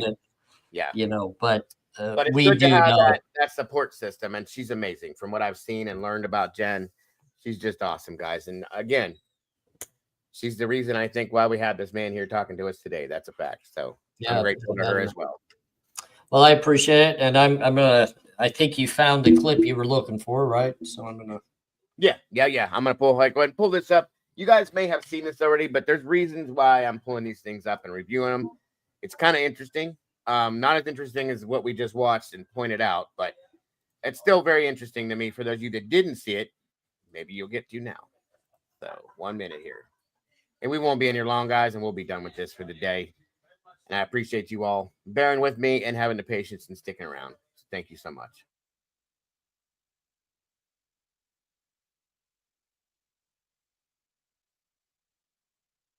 I do want to thank Kathy's Indie Zone for putting this out, guys. If you haven't checked her out, please do. There's been some interesting stuff that she's come out with. And there's just pieces of this that I do want to go through. We don't have to go through the whole thing, but you'll see why. Amen to that, reality. Amen. The case styled as State of Idaho versus Bryan C. KOHBERGER. You know that Detective Brett Payne of the Moscow Police Department is a central figure in the case against Mr. KOHBERGER. Detective Payne, after all, wrote and signed under penalty of perjury the December 29th, 2022 Affidavit of Probable Cause, which is item number 1 on the public docket. It is also referenced in the criminal complaint and the probable cause order, all directly leading to the issuance of the arrest warrant signed by Magistrate Judge Megan E. Marshall on December 29th, 2022. Mr. KOHBERGER was thereafter arrested in the very early morning hours of December 30th, 2022, across the country from Moscow, Idaho, in Albrightsville, Pennsylvania, which is in Monroe County, PA. The arrest warrant was supported by another affidavit of probable cause, this time signed by 2 Pennsylvania State Police officers who were relying on the arrest warrant and the other information coming out of Idaho that Mr. Kohberger should be arrested in Pennsylvania. And moreover, Detective Payne's affidavit was referenced in the Pennsylvania affidavit leading to that warrant, and it was attached to it, and it contains a lot more details regarding Mr. Kohberger than appears in the PCA, the probable cause affidavit in Idaho. And if you have not yet had an opportunity to review the Pennsylvania documents and the matter styled as Commonwealth of Pennsylvania versus Kohberger, which was opened to effectuate Mr. Kohberger's arrest in Pennsylvania and extradite him back to Idaho, I recommend that you do. There's a lot of information in there. It was a few months after Mr. Kohberger's arrest, after he was extradited, and he willingly went. He didn't fight extradition across the country to Idaho. That on May 12th, 2023, the state of Idaho disclosed the fact that Detective Payne spoke with Mr. Kohberger. I'm referring to the state's response to defendant's motion to compel discovery. It is filed May 12th, 2023. It is signed by William Thompson, who is the Latah County lead prosecutor in the case against Mr. Kohberger. Now, what is a motion to compel discovery? Well, the discovery process is one where a defendant believes that the government has information, documents, photographs, interviews, video, and other material in its possession that is important to the criminal defendant's defense of the cases and the charges that have been brought against him or her.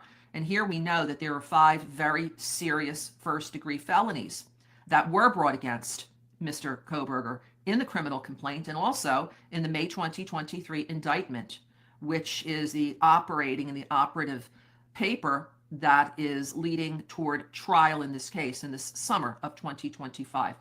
Now, after a party serves discovery on the government, as Mr. Kohberger has, the other side may raise objections, may say you're not entitled to this documentation. It's irrelevant. It's covered by some type of privilege. We're not going to turn it over.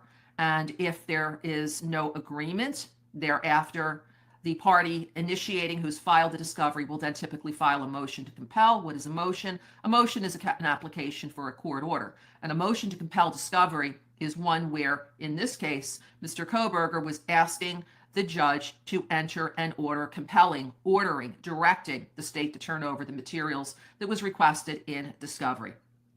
Going back to May 2023, response by the state of Idaho to the defendant's motion to compel discovery, if you go to a section that appears in this document, you have to go to page number 3, and you will see here, item number 3 in the middle of the page, the state has provided recordings of MPD, that is Moscow Police Department Detective Payne's interview with Mr. Kohberger to the defense. The state will provide any related reports and or notes as they are received and reviewed. So what this tells us is that the state has, at least at the time of the filing of this motion to compel, turned over recordings, plural, of Detective Payne's interview with Mr. Kohberger to the defense. It appears that this was asked for in the discovery of this matter, and then perhaps in a supplemental discovery response or request, the defense then asked for further information such as related reports and or notes as they are received and reviewed. So at this point, the state, again, is telling the world that the state has provided recordings of Detective Payne's interview with Mr. Kohberger to the defense. Now, there was nothing stated in the December 29th, 2022 affidavit of probable cause. And in my opinion, which I give pursuant to the First Amendment of the United States Constitution, I would, at least in my opinion, think that if Detective Payne spoke with Mr. Kohberger, had an interview with him pre-arrest, that would be important information to note in the affidavit of probable cause. Perhaps it occurred pre-arrest, and for whatever reason, it was not included in the affidavit of probable cause. But again, in my opinion, I think that this would have been crucial, critical information to be told to the magistrate judge that the person who signed the affidavit of probable cause seeking the arrest warrant for Mr. Kohberger would disclose to the judge an interview that he had with the person he's seeking the arrest warrant for these heinous crimes. So there's a possibility that this interview might have happened after the time that Mr. Kohberger was arrested in Pennsylvania, possibly en route to the Monroe County Jail where he was booked, perhaps at the jail. We just don't know these details. They have not been released as of yet. What we can confirm, pinpointed to the record, that there was an interview between Detective Payne and Mr. Kohberger. We just, as the public, don't know for a certainty when it happened, where it happened, if anyone else was present, and what was discussed. I'd like to hear your comments regarding this matter. Your input is very much appreciated. This will now conclude this episode of the Indie Zone. Thank you very much for joining us here today. Hoi, I sorry, I need to cut you off.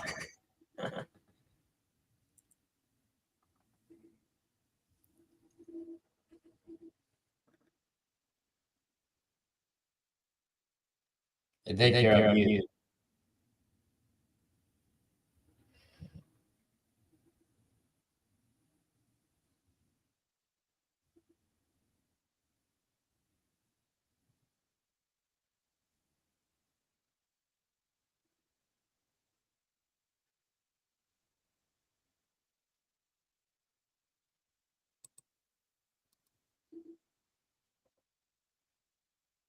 Well, ladies and gentlemen, I'm not sure where we're at.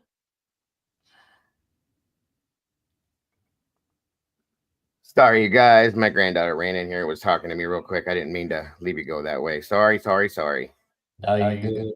Thank you so much for that super sticker. I appreciate that so very much. Go ahead, bud. Well, with this ticket Rolo said, does this dumb B not remember Bill Thompson denying the interview took place and then said it was a phone interview, not with Payne, but with Detective Mowry? Here's the point I was trying to make, you guys. Did you understand what that was about, AR? Just asking. Yeah, I did. Okay. And I just wanted to show that was out there, guys. That's pretty much where we're at this point. And like I said, I'm pretty much done now. Just for future reference for everybody to know, I'm gonna let you guys take off here in a minute. It is down, isn't it? Yeah, I believe it is. Is there echo still? Sorry. No. Anyway, I'm gonna be coming out here soon, next couple days, and I was completely separate from this, but I want to look into, I've talked to the mods about this as well. I want to look into Brent Kopacka again. Okay. Some things have been brought up recently about this.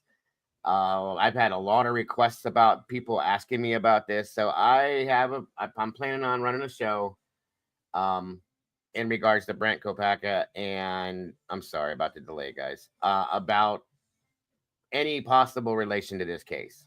Okay. I'm not saying there is one. I'm not saying that I think there is one. I'm just saying there's a lot of people that do. And we're going to take a look at any possible relation between the two. Per the fact that I've had so many requests for it and talked about it and things like that. There's some questions I have. Okay. So yeah, that's coming up next here soon within the next couple of days. And again, has anybody seen, they're asking in the chat again, Eddie. I haven't seen Eddie in days now, guys. And it is actually starting to bother me a little bit. Rolo, it's good to see you, by the way. If you didn't notice, you're in here. And I'm curious if anybody has seen Eddie.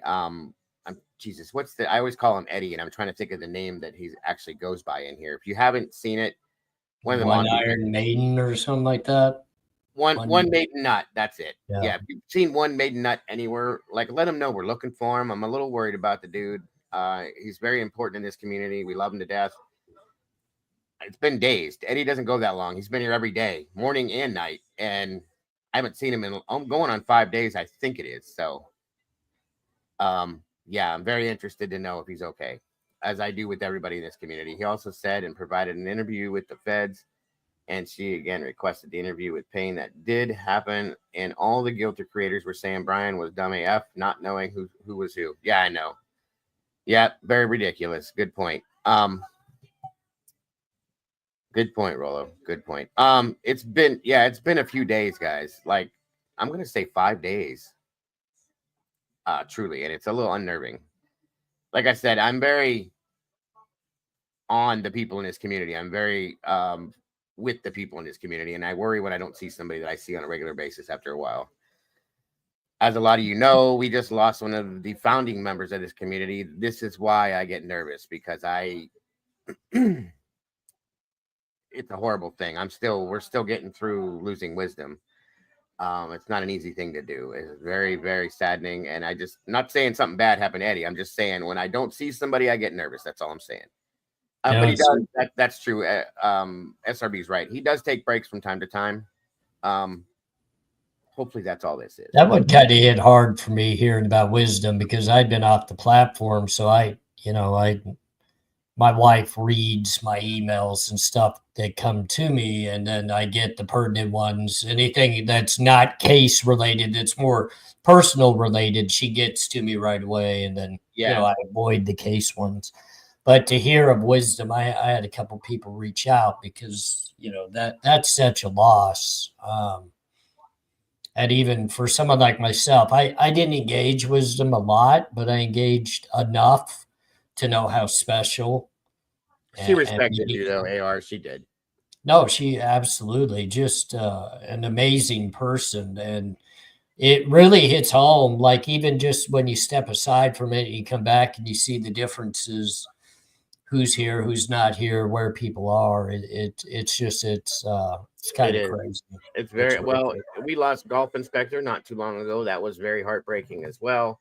Wisdom, like I said, is a founding member of this community, this channel, and another person that has led me, helped me to stand on my feet at times, and her name was Wisdom Speaks for a reason. Very, very smart lady. She worked in the court systems for years. She helped us in a lot of ways, but just as a friend, she was just a very amazing person with a beautiful soul, a beautiful heart. And I think people need to realize that, they go for individuals like you and I, this is much more than just being a content creator. We build bonds with people, whether, it's not always perfect. I mean, we go through, it's just normal relationships in life where you bicker back and forth, you argue here or there, but at the end of the day, we know how special these individuals are in our lives. I have many that I'm just so attached to that are a part of my community that, again, and it's different than saying, well, I wouldn't be here if it wasn't for my wife, but I would not be on this platform if I didn't have people like these amazing individuals as a part of my community, because it just wouldn't seem worth it. Yes. And I've noticed, because like I said, I've been listening. I haven't been interacting as much with it. You don't see me in the chats. You don't see me doing lives. To take a step back and just listen to people like yourself and others do shows, you get to listen to the back and forth and the relationships and the things that are going on just outside of the content. You hear the conversations. Yes. And it really hits home. And that's one thing that, it hit home to me to hear of wisdom, even though I didn't have a lot of conversation and a lot of back and forth. I had enough to know the specialness of her. Yeah. And then I think outside the box, and I think of what others mean to me. And it's like, this is real life. This isn't content creation to me anymore. Like, I could care less about putting out 5 videos next week. I don't care about doing the content videos anymore. I care about engaging with the community more so than the content creation. Yes. Agreed. And Unfiltered Lucky and I have had this conversation. Him and I, we talk just about daily. Been a big help through my situation. And he's very good at helping with, I guess, advice like in a way that doesn't blow the roof off, like where I get upset that you're trying to tell me what to do. But he's been very helpful. And we converse about how meaningful his community is to him. And he's growing within doing members only lives and these different communications. We talk about specific people within our communities that have touched our souls, touched our hearts. And it's crazy to think about a lot of these very people that he speaks of, I speak of, you speak of. It's all the same people within our community. And it is actually our community that is so special. It's not just individual people, it's the community. And I wanted to say that before we left, because absolutely. You're absolutely right. I mean, SRB said it not too long ago when this first happened, said that we truly do care about our people. When I say that, it's not just me saying that, guys. I think I've proven more than once that every bit of me is real. What you get out here in real life is the same thing everybody gets in here. I don't pretend to be somebody different. I don't put on a show. I don't do any of that. And I wear, sadly, sometimes, unfortunately, my heart on my sleeve. Okay. And I put my heart out there and I become attached to a lot of people in here. You included, AR, and my team. Every one of them means everything to me, just as much as the subscribers in here. Hell, Rolo and me have gone head to head a few times, but I'll be damned if I would stand up for him. I would never let somebody go at him to try to hurt him because he's been part of this community for so long. And anybody else that's been in here, guys, that's just how I am as a person. Like I said, I went round and round with Detective John, but at the same time, knowing that he was going through hell, I also had my community send prayers and condolences to him. The man doesn't like me at all. I don't care. You're a human being. We're all the same brothers and sisters under the same God, and I'm always going to stand up for everybody under that sense. That's just how it is, whether people believe or not. That's how I feel. And we all deserve that same respect, regardless of the situation, okay?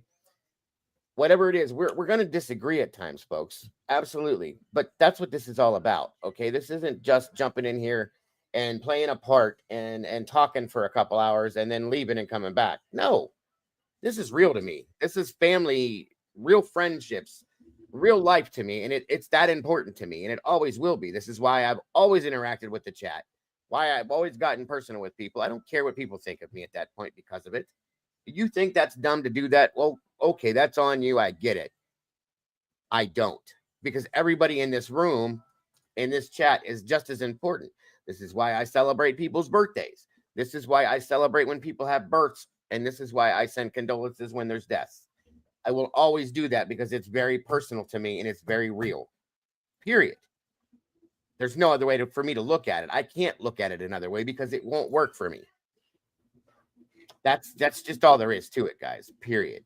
Well, I mean, I care enough about this community that I've brought my own personal family into the mix and shared it with everybody here, because I consider it's like a big family. And, I think a lot of people, they see us, Dago, as like in everyday life, we're these big social bugs that go out. You don't see me out and about in the community a lot. I'm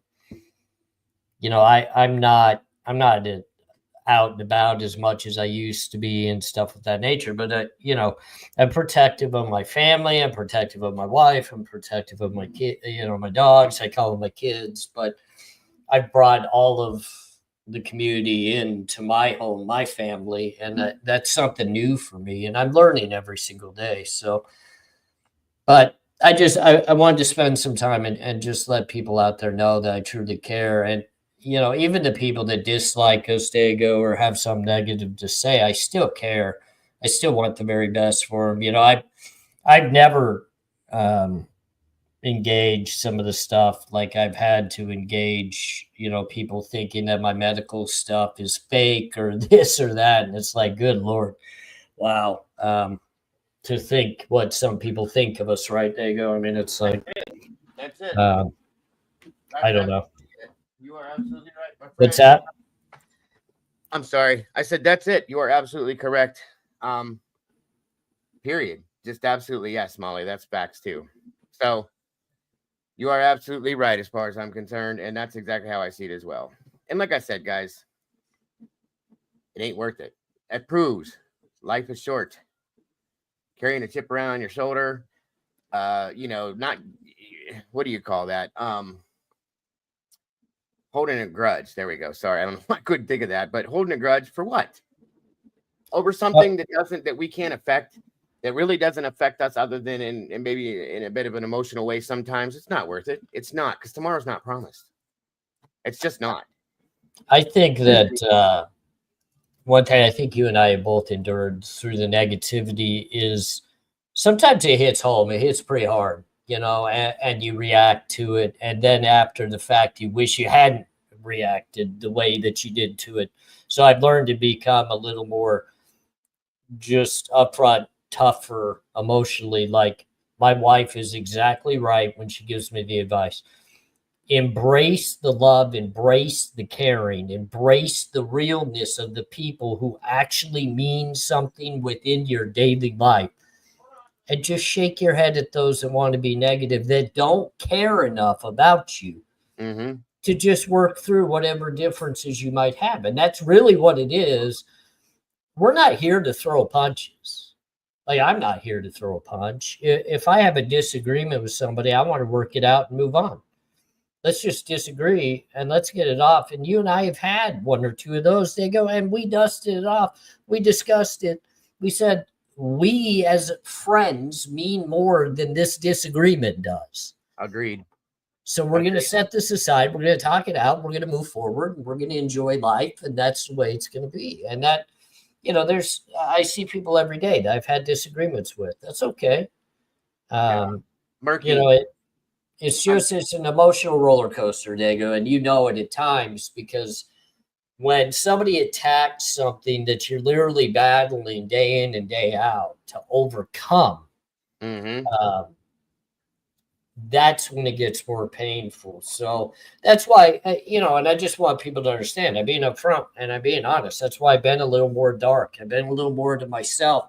I know I'm not 100% up to my standards when it comes to clearly doing content and things of that nature. So I've taken a back seat a little bit because I want to do better quality and I want to be less emotional and better at what I'm doing. So please understand that I don't know when I'll be back full time to the platform. I don't know. I'm working my way back. I'm here with Dago. I appreciate you today allowing me to come up here and engage with you. Anytime. You're always welcome, bro. You know that.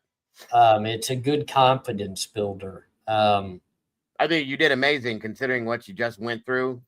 You'd never know. I would never know if you wouldn't have told anybody. You did amazing, bro. So I appreciate it. People probably know because I had a live scheduled last week with Lucky and I canceled it and I put it out there. I said, look, I'm not mentally, emotionally, physically, nothing prepared for this. So I would rather just cancel than come on here and try to just push through it. You did great tonight. You did great tonight, AR. And if that's any indication of how it's going to be, you're doing wonderful, brother. And I have every bit of faith that it's going to keep getting better for you. So, well, I thank you. I definitely want to sit in with you when you do the Brent Kapaku conversation, not to try to really give my ideas of how he could potentially be involved in the case, but I want to give my 2 cents of what it's like when we watch the standoff, when we watch the actual, where they took his life with SWAT, because I've been through that. I did some content way back when. I'm sure I think you and I discussed it again. We did. I've been through 2 standoffs with SWAT to where I kind of know their procedures and things of that nature. And I would love to join you and share a little bit of that. I would appreciate it. I would appreciate it because that's going to be a big part of this, guys, because there's some doubts about that. There's some of my team in here that has some doubts as well. We've talked about it again and again.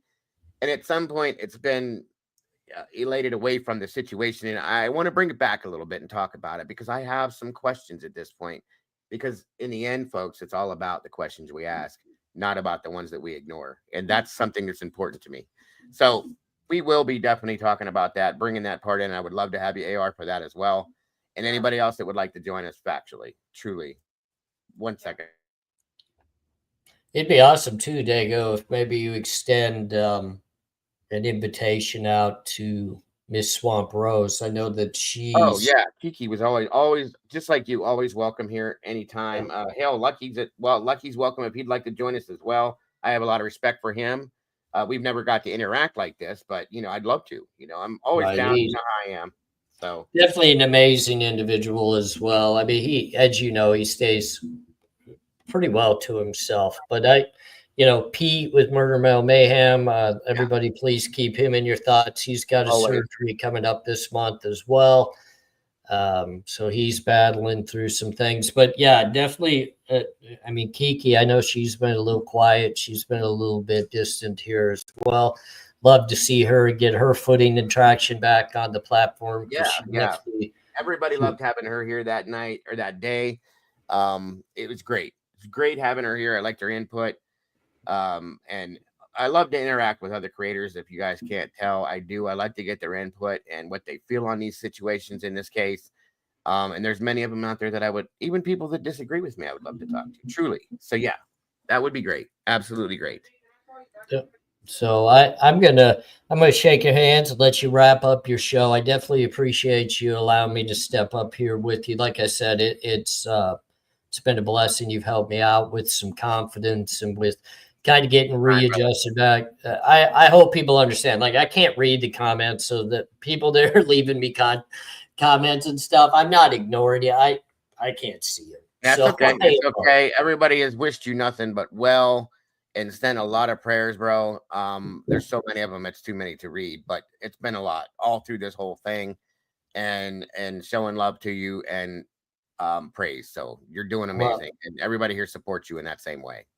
very, very, very amazing, and I'm truly appreciative. I hope people understand. I'm very, very appreciative. I know my wife is very, very And appreciative please as well. thank Jen from this community and this team and myself for everything she does to help in that aspect and to keep things going. We appreciate and love Jen just as much as you, sir, if not I more. appreciate that. She'll be in the live on Monday. Maybe I'll even let her talk more than me.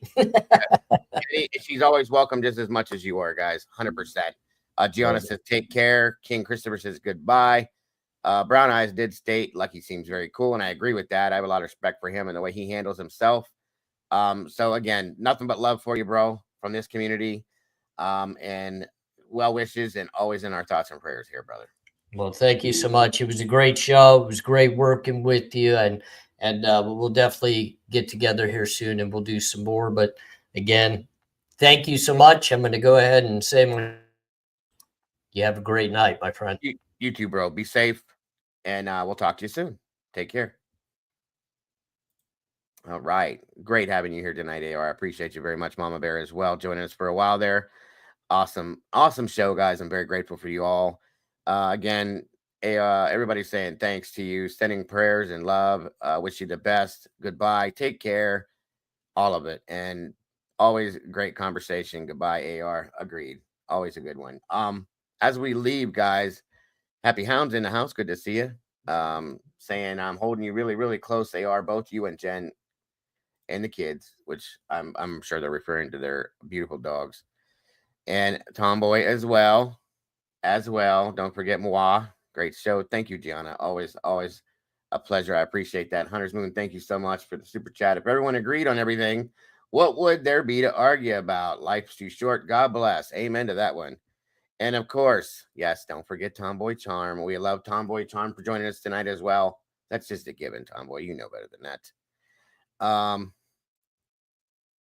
What just happened? Hold on a minute. My camera. I don't know what's going on with this mess. I hate when there we go. Okay. Like I said, as we go out, guys, I'm gonna throw out a couple more songs from Bianca. And guys, please go check her out if you will. Please drop Molly's channel as well, guys. Molly has done so much with her music and come far. I'm so very proud of her.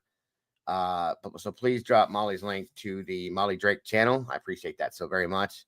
Again, we wouldn't be here doing what we do without Molly. So there again, Josie West, good to see you and good night, dear. Thank you for joining us. Michelle Eppel, hello, welcome. I'm sorry we're at the end, but it's great to see you, Michelle. God bless. We appreciate you very much.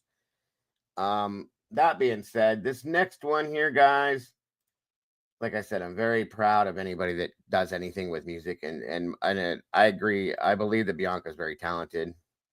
Molly is very, very talented, and Molly has been. She's made it as far as I'm concerned with her music. So please check out her channel right there. So this next one that Bianca put out, again, I'm going to drop Bianca's link, or somebody can in here. Murky, I'm so sorry, by the way, dear, that you didn't know about Wisdom. I reached out to everybody I could. I didn't have contacts for some people. Excuse me.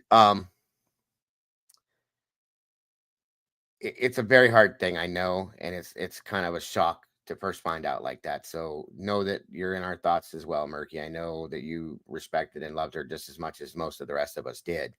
So please know that we're right there with you. And if you need to talk to any of us, we're all here, just so you know. So again, guys, please check it out. This is, yes, that's what I'm saying. Molly has been verified, folks. She made it. That's amazing to me. I'm so very proud of her. Her music, like I said, she does our intros, outros. She's done amazing with them. Great stuff. And she's got a bunch of other stuff that she's done. She's done my paranormal intro and outro, all that stuff. She's amazing, guys. So go check out the Molly Drake channel. I promise you won't be disappointed. Right now, we're going to check out Miss Bianca's stuff. Please, please go check her out and show some love over there. Subscribe, like it all. The more support she gets, the better she'll do, in my opinion. Rolo's down like James Brown. Good to see that, Rolo. Thank you, bro. Here we go. Here we go. Let's see here. Again, this one is Delete and Retreat. These are all songs written about the Idaho 4 Bianca did, and it's really awesome. I love it. She does amazing stuff. Unsolved Cases and News. Hello and welcome. Great to see you today.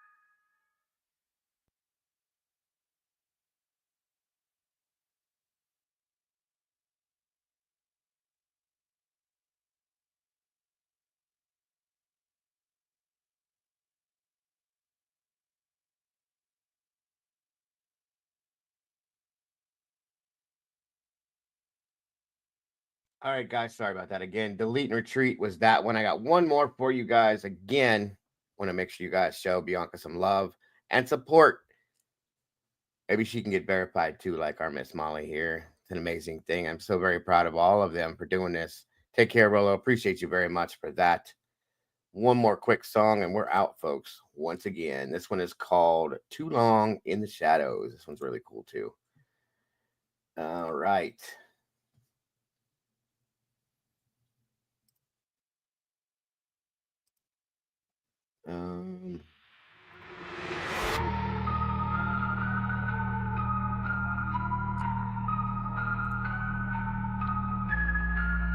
Brian waits behind those walls, a shadowed life where justice stalls. Accused not tried, the days go by as questions linger in the sky. How long must a man endure before the truth can be ensured? Rights delayed, all rights denied, innocence lost where doubts collide. Too long in the shadows, waiting for the light, a trial postponed, denying what's right. The truth must be heard, the fight must begin. For justice delayed, it's justice within.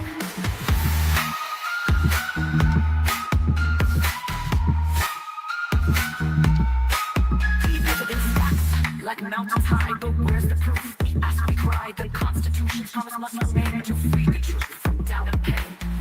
Every man deserves his day to face the charges and have his say.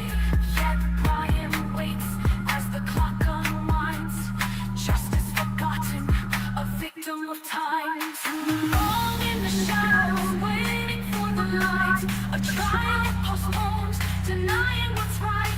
Truth must be heard, the fight must begin. For justice delayed, it's justice within.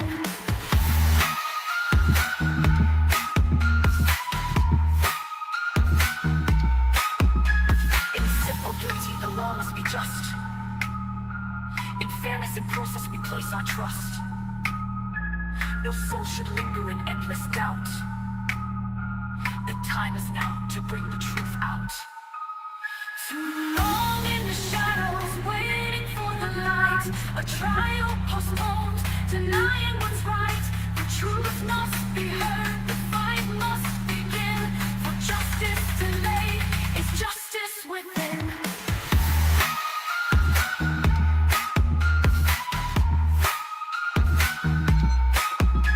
So let the court hear, let the truth be free. For every man deserves its dignity. Hello? Hello? What's up? I'm off the card. For justice. Oh, shit. All right, bye. Is justice gone?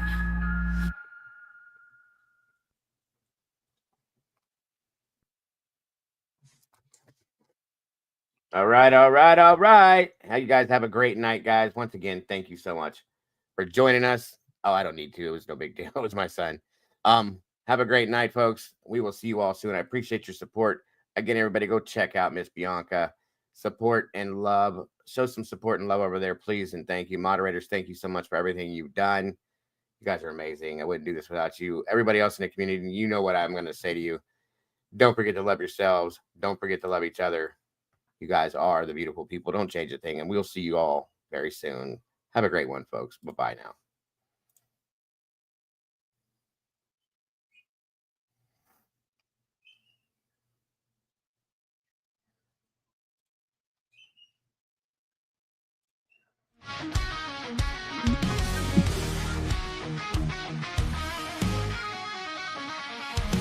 On the screen, typing at the speed of light, hunting down the shadows, bringing wrongs to right, digging deep in the data facts, sharp as a knife. With every single story, he's fighting for a life. A voice for the voiceless, he won't stay quiet. Daniel's got the fire igniting the fight. True crime revelation shining through the night. With every victim story, he pulls at the strings. A hero in the darkness, hear the truth he brings.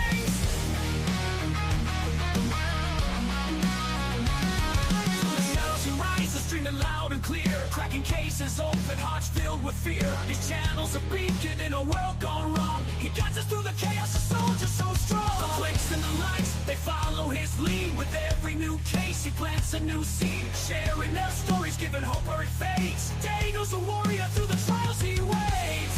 In a world of silence, he shouts out their names. Daniel's got the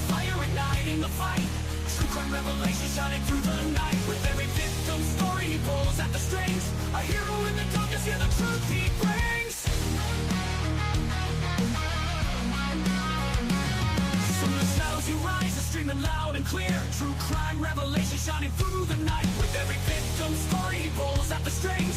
A hero in the darkness, hear the truth he brings.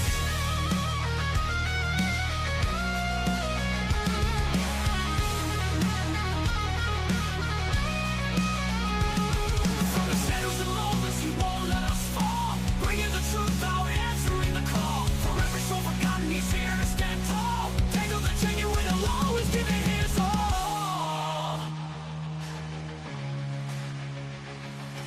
Daigo's got the fire igniting the fight. True crime revelation shining through the night. With every